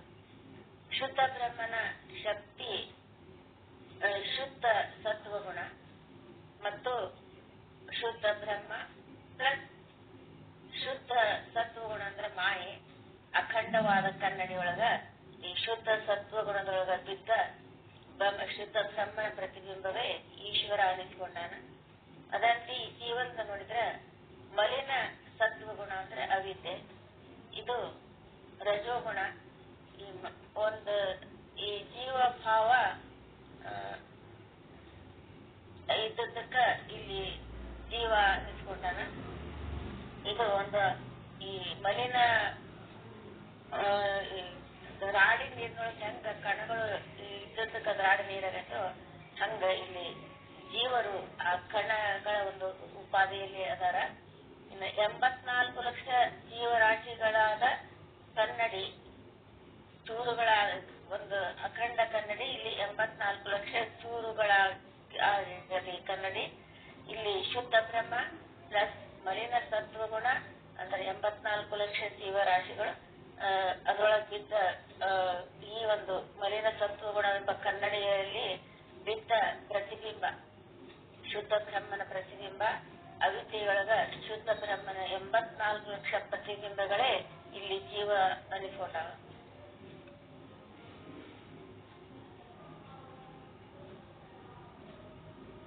ಸತ್ವಗುಣದಿಂದ ಯುಕ್ತನ ಅಜ್ಞಾನದಲ್ಲಿ ಯಾವ ಚೇತನದ ಪ್ರತಿಬಿಂಬ ಅಧಿಷ್ಠಾನವಾದ ಚೇತನದ ಅಜ್ಞಾನ ಅಂದ್ರೆ ಅವಿದ್ಯೆ, ಈ ಚೇತನದ ಪ್ರತಿಬಿಂಬ ಅಧಿಷ್ಠಾನವಾದ ಚೇತನದ ಪ್ರತಿಬಿಂಬ ಆಗೈತಿ. ಈಶ್ವರ ಕರ್ಮ ಫಲದ ಆಸೆ ಮಾಡೋದಿಲ್ಲ, ಕೇವಲ ಅಲ್ಲಿ ಮಾಯೆಯ ಮೂಲಕ ಸೃಷ್ಟಿಯನ್ನ ಮಾಡ್ತಾನ. ಕಾರಣ ಈಶ್ವರ ಕರ್ಮ ಮಾಡೋದಿಲ್ಲ, ಈಶ್ವರ ಜೀವರಿಗೆ ಕರ್ಮ ಮಾಡಕ ಪ್ರೇರಣೆ ಮಾತ್ರ ಕೊಡ್ತಾನ ಅವನು. ಇನ್ನ ಜೀವ ಕರ್ಮದ ಫಲದ ಆಸೆ ಮಾಡ್ತಾನ. ಈ ಕಾರಣ ಏನಂದ್ರ ಕರ್ಮ ಮಾಡ್ತಾನವ. ಮಲಿನ ಸತ್ವಗುಣ ಶುದ್ಧ ಬ್ರಹ್ಮನಿಗೆ ಉಪಾಧಿಯಾಗೈತಿ. ಈ ಒಂದು ಈ ಶುದ್ಧ ಬ್ರಹ್ಮನಿಗೆ ಉಪಾಧಿ ಯಾವುದು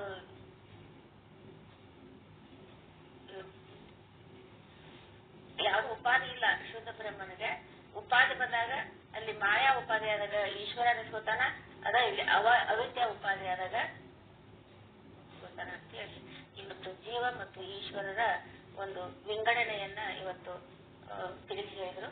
ಅಂತಹ ಗುರುಗಳಿಗೆ ಅವರ ಶ್ರೀಚರಣಗಳಲ್ಲಿ ಅನಂತ ಅನಂತ ಶಿರಸಾಷ್ಟಾಂಗ ನಮಸ್ಕಾರಗಳನ್ನು ಸಲ್ಲಿಸ್ತಾ ಈಗ ಮಂಗಳಾಚರಣೆ ಮತ್ತಾರು ತಮ್ಮ ಅಭಿಪ್ರಾಯ ತಿಳಿಸ್ರಿ, ಆಮೇಲೆ ಮಂಗಳಾಚರಣೆ ಮತ್ತೆ ಯಾಕೆ ಹೇಳ್ತೀರಿ ಮಟ್ಟಿಗೆ ಅದು ಜೀವಾತ್ಮ ಪರಮಾತ್ಮ ಪರಬ್ರಹ್ಮರ ವಿಷಯ ಬಹಳ ಸುಂದರವಾಗಿ ವಿಸ್ತಾರ ಮಾಡಿದ್ರು ಗುರುಗಳ್ರಿ. ಅಲ್ಲಿ ಅದು ವಿಚಾರಿಸಿದೊಳಗೆ ಅನಾದಿ ಶುದ್ಧ ಪರಬ್ರಹ್ಮನಲ್ಲಿ ಅನಾದಿ ಶುದ್ಧ ಕಲ್ಪಿತ ಮಾಯೆ ಅಂತ ಕಲ್ಪಿತ ಅದು ಮತ್ತು ಅವರು ಕಲ್ಪಿತ ಅಂತಂದ್ರೆ ಅದು ಸುಳ್ಳಿನ ಹಿಡಿಬೇಕಾಗ್ತದೆ. ಬ್ರಹ್ಮ ಸತ್ಯ ಜಗನ್ಮಿಥ್ಯ ಅಂತಕ್ಕಂಥದ್ರೊಳಗ ಆಮೇಲೆ ಅವರು ಕೊನೆಯ ಪ್ರಶ್ನೆ ಕೊನೆಯ ಉತ್ತರ ಅಂತಂದ್ರಿ ಗುರುಗಳಿಗೆ ಕೇಳ್ತಾರ ಅವರು. ಮತ್ತಿದು ಯಾಕೆ ಇದು ಮಾಡೋ ಹೊರಗತ್ತಿತ್ತು, ಏನ್ ಅವಶ್ಯತ್ತು, ಮತ್ತು ಸುಮ್ಮನೆ ಬರ್ತಿತ್ತಲ್ಲ, ಇದೆಲ್ಲ ಗದ್ಲಕ್ಕೆ ಹಾಕ್ಲಿಕ್ಕೆ ಏನ್ ಕಾರಣ ಅದ, ಭಗವಂತ ಇದನ್ನೆಲ್ಲ ಯಾಕೆ ಮಾಡ್ದ, ವಿನೋದಕ್ಕಾಗಿ ಮಾಡ್ದ, ಇವರೇ ಯಾಕೆ ಅದರೇ ಯಾಕೆ ಮಾಡ್ಬೇಕಾಗಿತ್ತು ಅಂತ ಒಂದು ಪ್ರಶ್ನೆ ಬಂದಾಗ ಎಲ್ಲ ಅವ್ರ ಗುರುಗಳು ಏನು ಚಂದ ಉತ್ತರ ಹೇಳ್ತಾರಂತಂದ್ರಿ, ಇಲ್ಲಪ್ಪ ಆದಂಗ ಆಗ್ಯದ ಖರೆ ಆಗಿಲ್ಲ ಅಂತ ಹೇಳ್ತಾರೆ. ಆದಂಗ ಆಗ್ಯದ ಆದ್ರೆ ಆಗಿಲ್ಲ, ಅದು ನಮ್ಮ ಅಜ್ಞಾನದಿಂದ ಹಂಗೆ ತೋರ್ತದೆ. ಅದು ಬ್ರಹ್ಮ ಸತ್ಯ ಜಗನ್ಮಿಥ್ಯ ಅಂತಕ್ಕಂಥದ್ದೇ ಸತ್ಯದ ಅಂತಕ್ಕಂಥ ಮಾತು ಸದ್ಗುರುಗಳ ಇದುವರೆಗಿನ ಸವಿಸ್ತಾರವಾಗಿರ್ತಕ್ಕಂಥ ಒಂದು ಉಪದೇಶದೊಳಗೆ ಬಹಳ ಸುಂದರವಾಗಿ ಅದು ಪ್ರಕಟ ಆಯ್ತು ಅಂತ ಹೇಳಿ ಸದಾ ಅವರಿಗೆ ಅಂತ ಧನ್ಯವಾದಗಳನ್ನ ಹೇಳ್ತೀನಿ. ನಮಸ್ಕಾರಗಳು.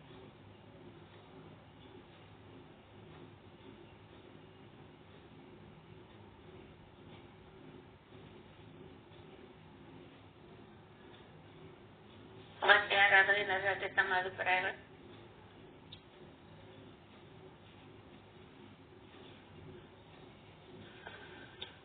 ಇನ್ನ ಮಂಗಳಾಚರಣೆ ಗೌರಮ್ಮ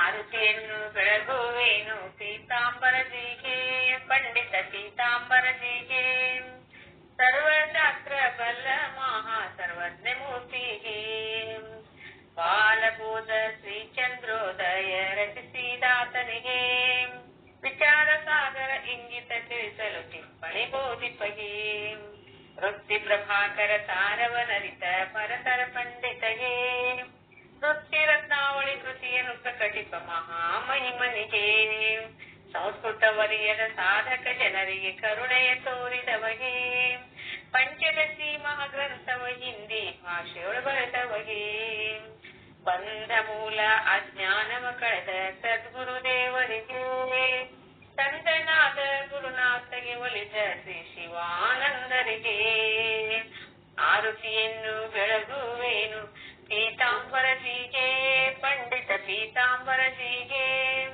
ಸರ್ವಶಾಸ್ತ್ರ ಬಲ್ಲ ಮಹಾ ಸರ್ವಜ್ಞ ಮೂರ್ತಿಗೆ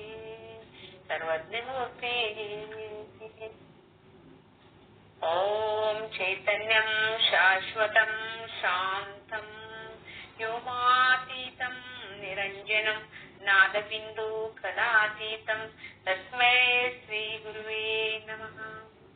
ಓಂ ಪೂರ್ಣಮದಃ ಪೂರ್ಣಮಿದಂ ಪೂರ್ಣಾತ್ ಪೂರ್ಣಮುದಚ್ಯತೆ ಪೂರ್ಣಸ್ಯ ಪೂರ್ಣಮಾದಾಯ ಪೂರ್ಣಮೇವಾವಶಿಷ್ಯತೆ. ಓಂ ಶಾಂತಿ ಶಾಂತಿ ಶಾಂತಿ. ಪರಮಾನಂದ ಪ್ರಾಪ್ತಿ ಭವ, ಸರ್ವ ದುಃಖ ನಿವೃತ್ತಿ ಭವ, ಇಷ್ಟಾರ್ಥ ಸಿದ್ಧಿರಸ್ತು, ಯಶಸ್ವಿ ಭವ ಯಶಸ್ವಿ ಭವ. ಓಂ ಶಾಂತಿ ಶಾಂತಿ ಶಾಂತಿ. ಎಲ್ಲ ಗುರುಗಳಿಗೂ ಶರಣು ಶರಣಾರ್ಥಿಗಳು. ಎಲ್ಲ ಶುದ್ಧಾತ್ಮರಿಗೆ ಶರಣು ಶರಣಾರ್ಥಿಗಳು. ಶರಣು ಶರಣಾರ್ಥಿಗಳು. ಎಲ್ಲ ಶರಣು ಶರಣಾರ್ಥಿಗಳು.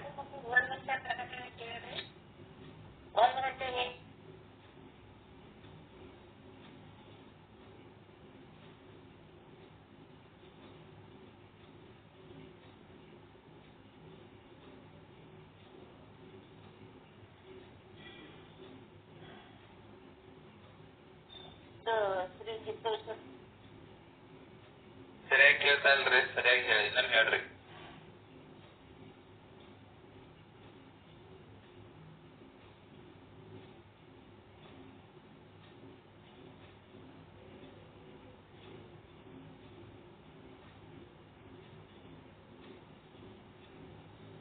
ಸ್ವಾಮಿಗಳ ವಿವರವಾದ ಶ್ರೀ ಸಿದ್ಧಾಂತ ನೆಕ್ಸ್ಟ್ ಸರಿ ಇವರ ವಿಷಯವಾಗಿ ಬೋಧನೆ ಇರ್ತದೆ. ಮತ್ತು ಇವು ಯಾಕೋ ನಿನ್ನೆ ಬಂದಿಲ್ಲ, ಶ್ರೀಮದ್ ಭಾಗವತ ಮಹಾಪುರಾಣದ ಒಂದು ಜ್ಞಾನವನ್ನ ಶ್ರೀ ಶಾಸ್ತ್ರಿ ಗುರುಗಳು ಕೊಡ್ತಾರೆ. ಈ ಎಲ್ಲ ಕಾರ್ಯಕ್ರಮಗಳಿಗೆ ತಾವೆಲ್ಲರೂ ಹಾಜರಾಗಿ ಅದರ ಒಂದು ಪ್ರಯೋಜನ ಪಡ್ಕೋಬೇಕಂತ ಹೇಳಿ ಎಲ್ಲರಿಗೂ ಜ್ಞಾಪನೆ. ಎಲ್ಲರಿಗೂ ಶರಣ ಶರಣ.